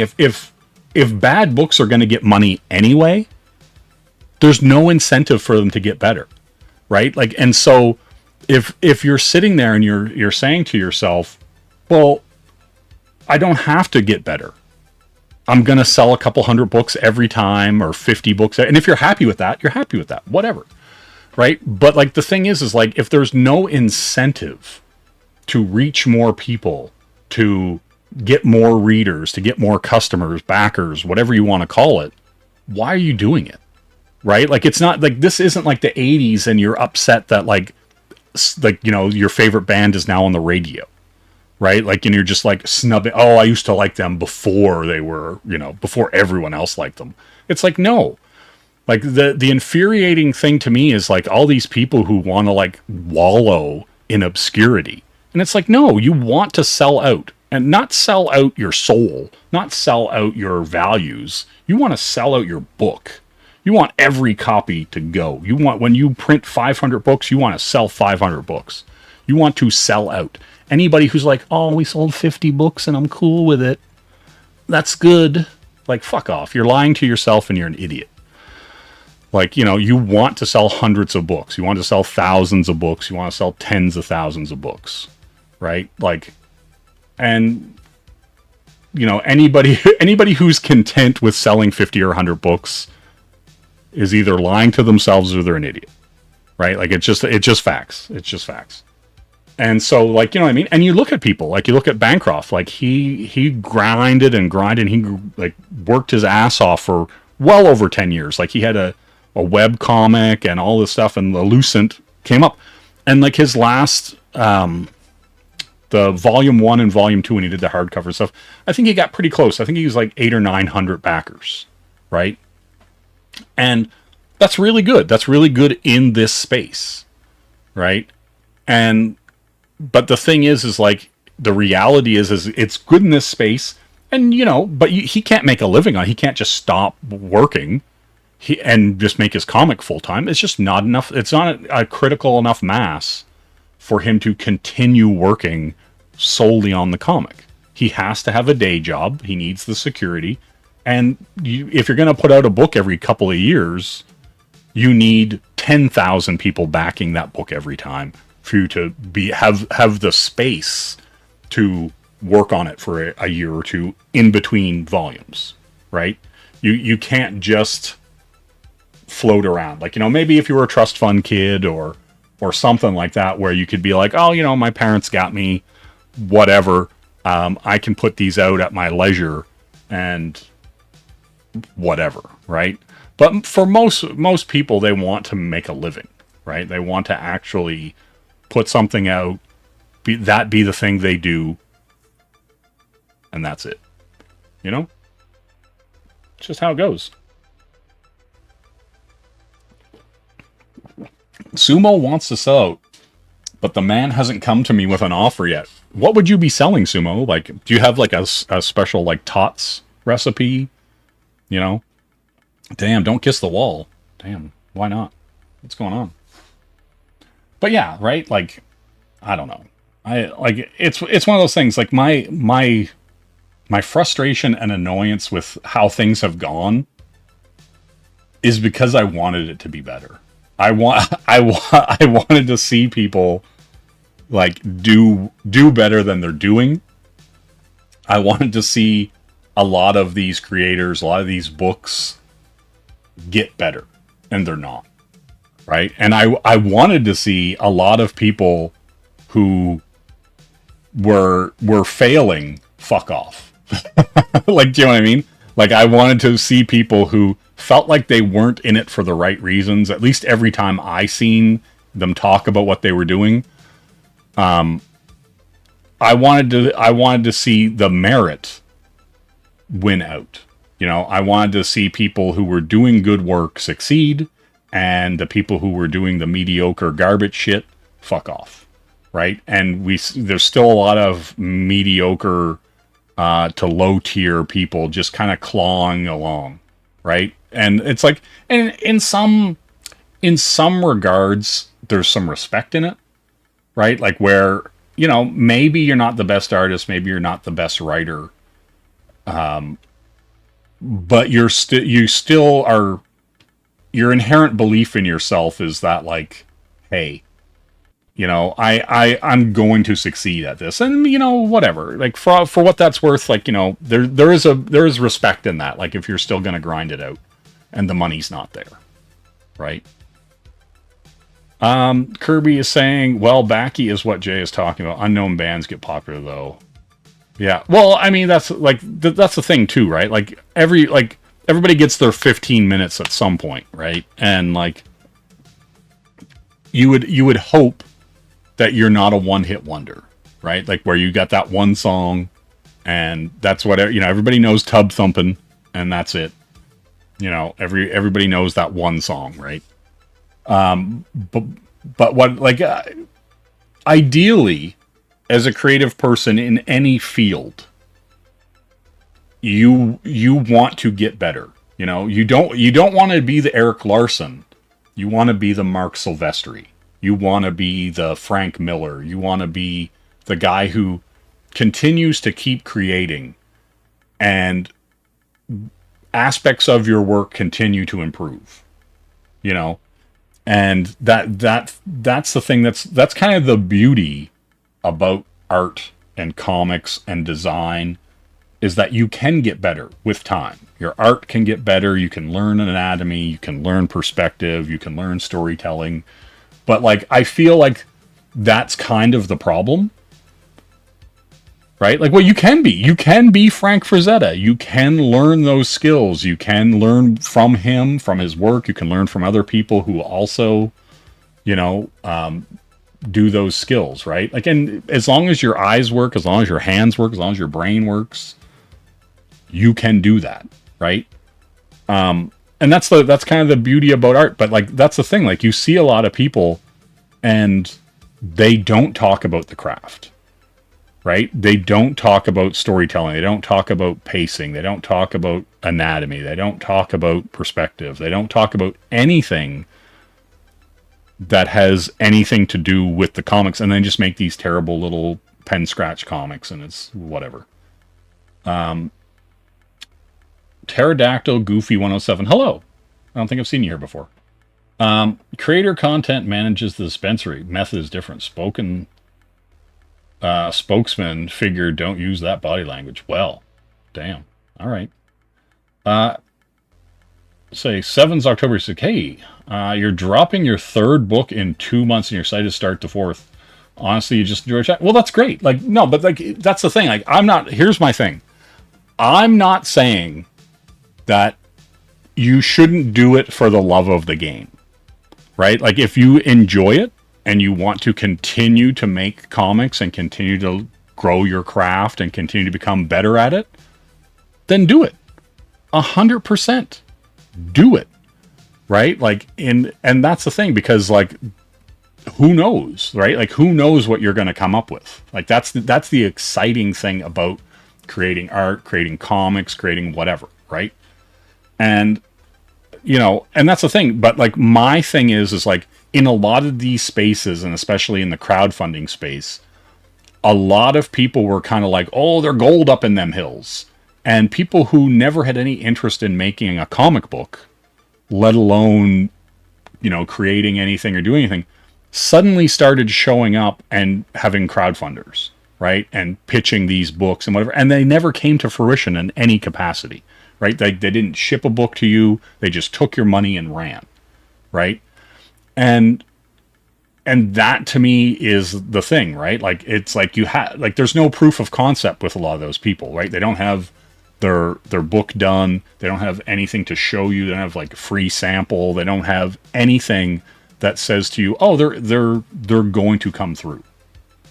And so yeah, that to me is the thing, right? And it doesn't matter what you're doing, right? Whether you're, you know, doing storytelling in video games or comics or animation or whatever it is, right? Like you still have to have a skill set. You still have to develop. You still have to want to do it, right? And you know, you have to wake up in the morning and it has to be like the first or second thing you think about, you know?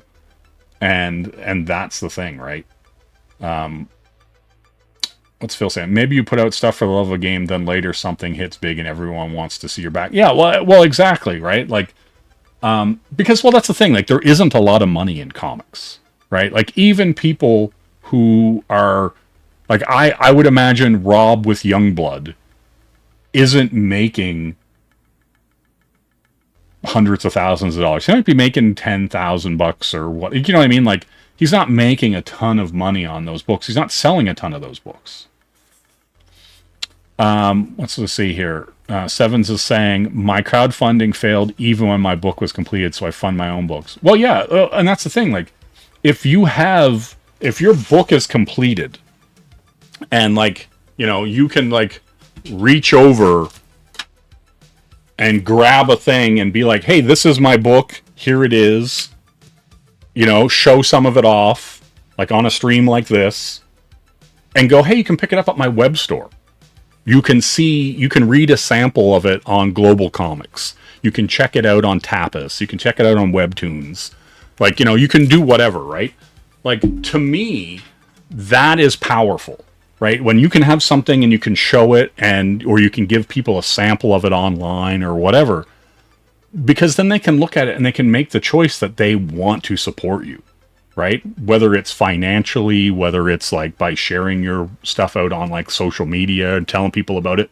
Because like, that's like as much as I would like to say that like me telling you about what I'm doing or you telling people about what you're doing is important, somebody else telling their friend about how much they like it is way more effective, right? Like if like, you know, Sumo buys a book and he's like, oh man, I just read this book, and he tells Awesome One about that book, and they're just like, yeah, like that's awesome, right? You know, like, oh man, I gotta check it out. If he's telling me it's good, I gotta check it out. Like, that stuff is huge. Word of mouth is huge, right? And so for me, like, that stuff is like when you can get people excited about what you're doing and telling other people about what you're doing, that's the huge win, right? Hey, Lord Liam, how you doing? What's this? Pterodactyl Goofy, people match intelligent idea. Yes, they do. I see contribution is what all that produced publishing is, so they make big decisions, investors, consumers, match interest. Well, like, that's the thing, right? Like, you have to, like, I think it's very important that you create the things that you are interested in, right? Like, so if you're like, oh, there's not enough cyberpunk out there, there's not enough detective stories out there, there's not enough, I don't know, like wrestling comics, whatever. Like, if you're super passionate about it and you're essentially filling a hole that you're not getting as a reader yourself, right? Like, so if you're like, oh my God, I really love wrestling, why isn't there a good wrestling comic? And so if you make that thing that you love and that you want, there's gonna be other like-minded people out there who also want that thing. And the hard part is finding those people and showing them the book or the game or whatever it is you're creating, right? And that's the hard part. Like, that is, like, for me, that is the hardest part, is getting the eyes of those people on your book, right? And like, you know, like, say Seven's here, like Seven's October here. You know, he could have a great book, right? And the problem with him having a great book is people not knowing about it, right? And so you have to get enough people to know about what you're doing for them to tell other people about what you're doing, right? And so that it can get that word of mouth and get that critical mass, and that people will actually check it out, right? And so that, for me personally, I think that's why it's so important to have something free that people can look at on the internet, go to like your website or go to, you know, like Tapas or Webtoon or Global Comics or whatever. And they can check it out. They can just sit there and read what you have and go, cool, that was pretty awesome. I'd like to read more of what this guy has or she has or whatever. You feel like the similarity between the indie crowdfunding scene and the 80s black and white indie scene. There was a lot of good stuff, but there's, yes. And like, if you go, like, listen, Henry, I agree. Like, you know, I've sat down with people and gone through like what's on Kickstarter. I might actually do that, like, on this channel. I might actually sit down and just kind of like, apropos of nothing specific, go on to Kickstarter, like, and look at the comics and just go through what they are showing you and what they're not showing you, right? And expecting you to give them money for, right? That's also the other thing, right? Like, if you go onto a crowdfunding site and they don't have finished pages, what are you backing? Like, you have to be able to see like 5 to 7 story pages, complete word balloons, the whole thing. If you can't show me finished pages, how do I even know you can finish a book? How do I even know that you are going to finish a book? Like, just showing me some covers and whatever is nonsense, right? Like, you don't go to a movie and they just show you a picture of the actor, right? You know, you don't get a picture, like, you don't go, here's Mission Impossible. Here's a picture of Tom Cruise. I will take your $15 for the theater, sir. Like, you know what I mean? They show you a trailer. They show you what to expect and get excited about. So you go and put your ass in that seat, right? Like, you have to get people excited to part with their money and put their fucking ass in the seat, right? Whether that be a movie or a comic book or a game or whatever, right? Like, if you don't get people in the door, like, God, it's so frustrating, right? Like, because people seem to expect you to just show up when they're not showing you or offering you anything, right? Like, that's the thing that drives me crazy. It's like, you have to get people excited about what you're doing. Does Jay have a zine collection? I bet you have at least a small collection of zines. Not overly, right? Like, I'm not, here's the thing. I'm not like an indie guy. And by indie, like, I'm not like a milk and cheese guy or Flaming Carrot or, you know, or any of that stuff. Like, I'm not any of the, like, you know, like the kind of like indie stuff from the 80s and 90s, right? Like, that's the thing. Like, I am you have a nice, tight, visually appealing quality book, I'm in. Right? Like, I want to see beautiful art. I want to see cool design. I want to see, you know, attractive characters, all that kind of stuff. That's the thing. Let's see what we got here. Jay taking a page of the horror movie formula, kick-ass cover, but some camcorder camera. Exactly. Yeah, exactly. Let me go read that book. Drop the link. But there will be like I said, my plan, my route is to release a free one shot, right? That like is tied into the world that I'm gonna put out there, and then that free one shot will be available on my website. It'll probably be available on Global Comics, etc., etc. And people will be able to read that and read a full, complete story by me before I ask for a dime from you for anything. Right? That's the way I look at it. Like, I feel like if I can't invest my time and my energy and my money in myself to put something out there, I shouldn't expect you to. Right? Like, I should not expect you to give me money just because. Right? You should be invested in what I'm doing. You should see what I'm doing and go, I would pay money for that. If he didn't give that to me for free, I would have paid him money for that. Right? And to me, I think that's the important part. And then you see what I'm doing, what I'm putting out there, and if you're interested in more, awesome. If you're not, then I've dropped the ball. Right? Then the onus is on me. I've failed in some capacity to get you in the door. You know? And so yeah, that's what I want to see more of. Right? I want to see people have faith in what they're doing, have faith in the quality of the product that they're going to put out there, and hopefully the people who see it want more of it, you know. And that's what I want to see, like, overall, right? Like, that's the reality of it. But yeah, like, I don't know, I would personally like to see much more of that, just from comic people in general. Like, I don't see, like, Pear is like, you know, Narwhal, whatever you want to call him. Pear is actually really good about putting out free samples of what he's working on, right? Like, he'll give you like 20 pages or something. He'll send you in an email a direct link to his book, right? And you'll be able to read a good chunk of it, and you'll be able to go, hey, that's pretty cool. I want to read more of that. And I like that. I like that about what he does, right? And I feel like more people would benefit from that. But I feel like some of the I feel like a lot of creators won't even tell you what their story is about, or what their characters are doing, or why their characters are doing anything.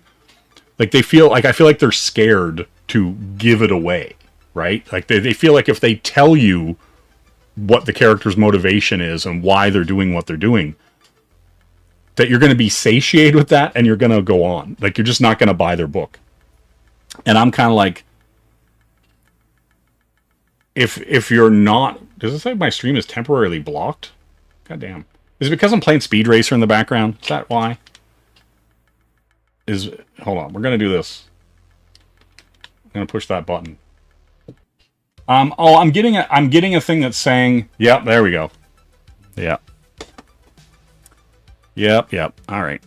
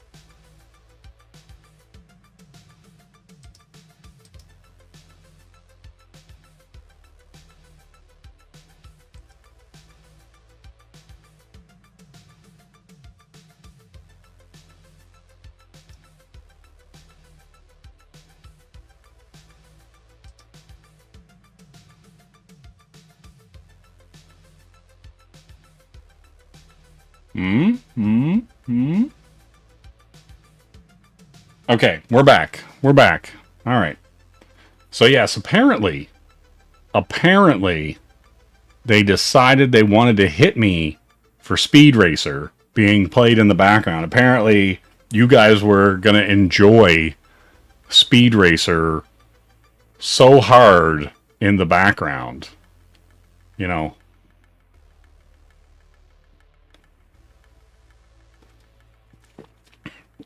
It is what it is. As soon as I shut it off, it came back on. I play stuff in the background all the time, and it's never been hit. But apparently, they didn't make enough money on Speed Racer, so they have to hit everybody. You know.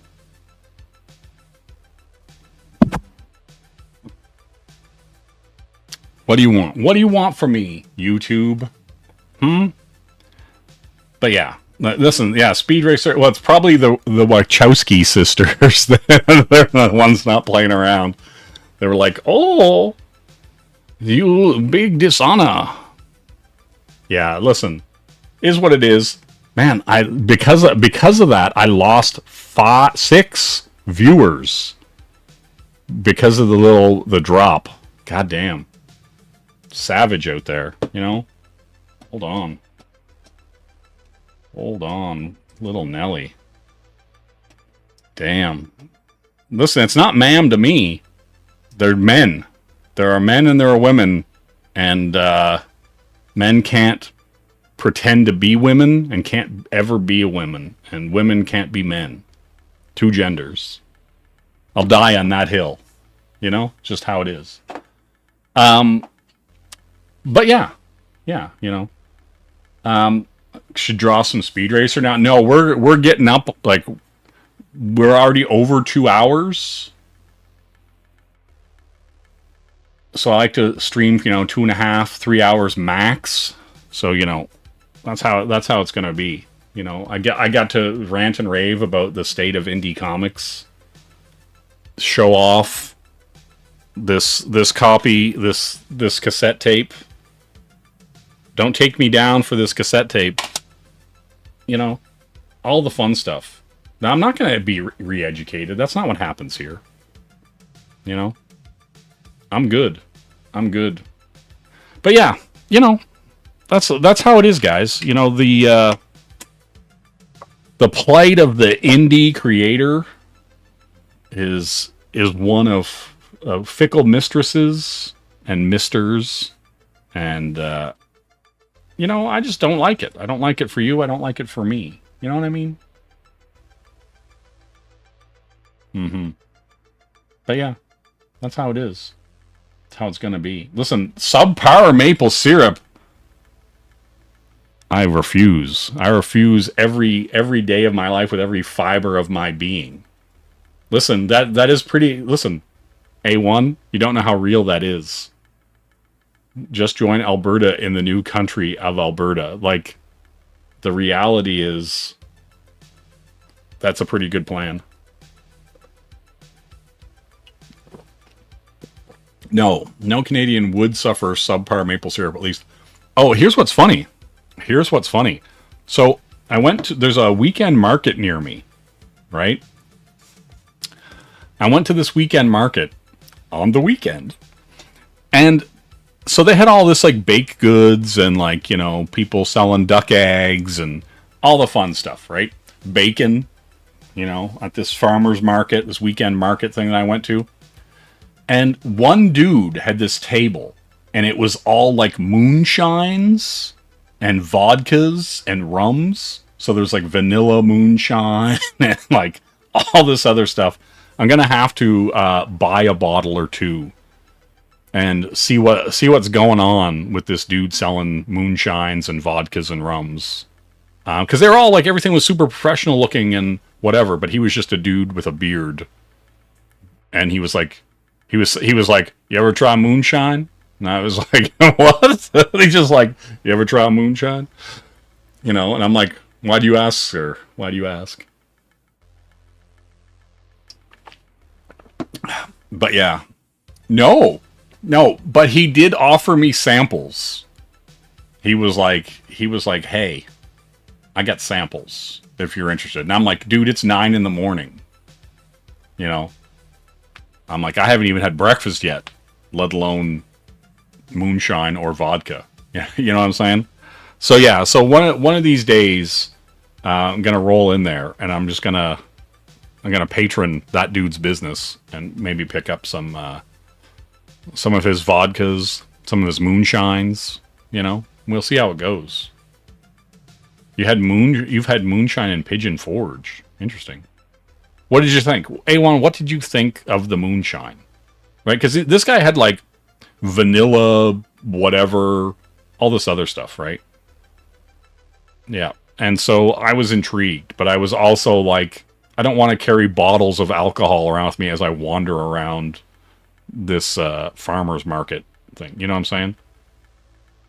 Yeah, right? Like, that's my hope. My hope is that a good 10-second blinding. You know, it tastes like water with a kick.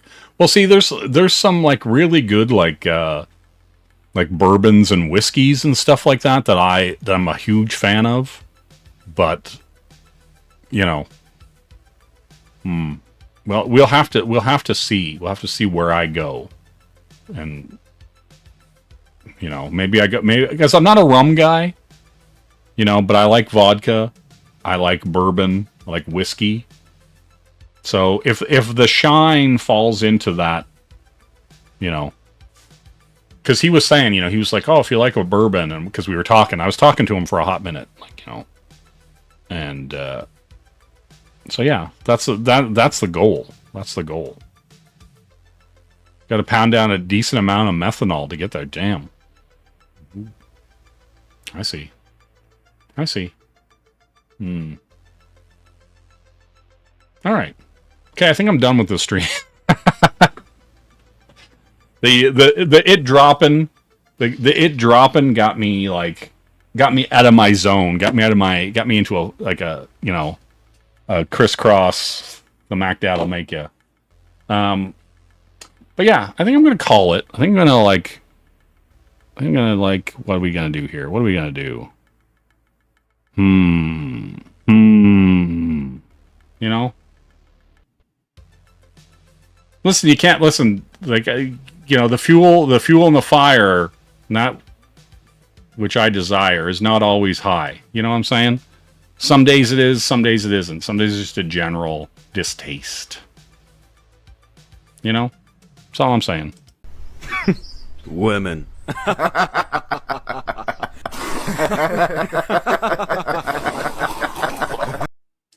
You know what I mean? But yeah. Yeah, exactly. The chat is terrible at helping bait. But yeah, everybody, have a good night. We'll see you next time. All right, everybody, I'm out. Bye-bye. Ooh. You know? Nutella, not having babies is for gays. I don't know, you and me are like Coke and icy. Coke and icy. Together, two and two, it will become yummy. Oh, so yummy. You want me, make you happy. I need you right now, hurt me. Love is so gay, but not in a homo way. No homo. I know this sometimes, see, we do. Good luck on your interview, Phil. You know what I'm saying? Good luck.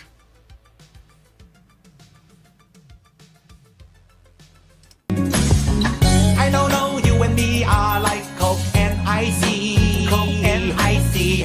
Together, two and two, it will become yummy. Oh, so yummy. You want me, make you happy. I need you right now, hurt me. Love is so gay, but not in a homo way. No homo. I know this sometimes, see, we do talk like a baby. Talk like baby. Finally, I know this, you love me like you love mommy. Love your mother. Coca cannot live, I see. Love you like sugar daddy. Motherfucker. Love is so gay, but not in a homo way. I'm not gay. I don't know, you and me are like Coke and icy. Coke and icy. Together, two and two, it will become yummy.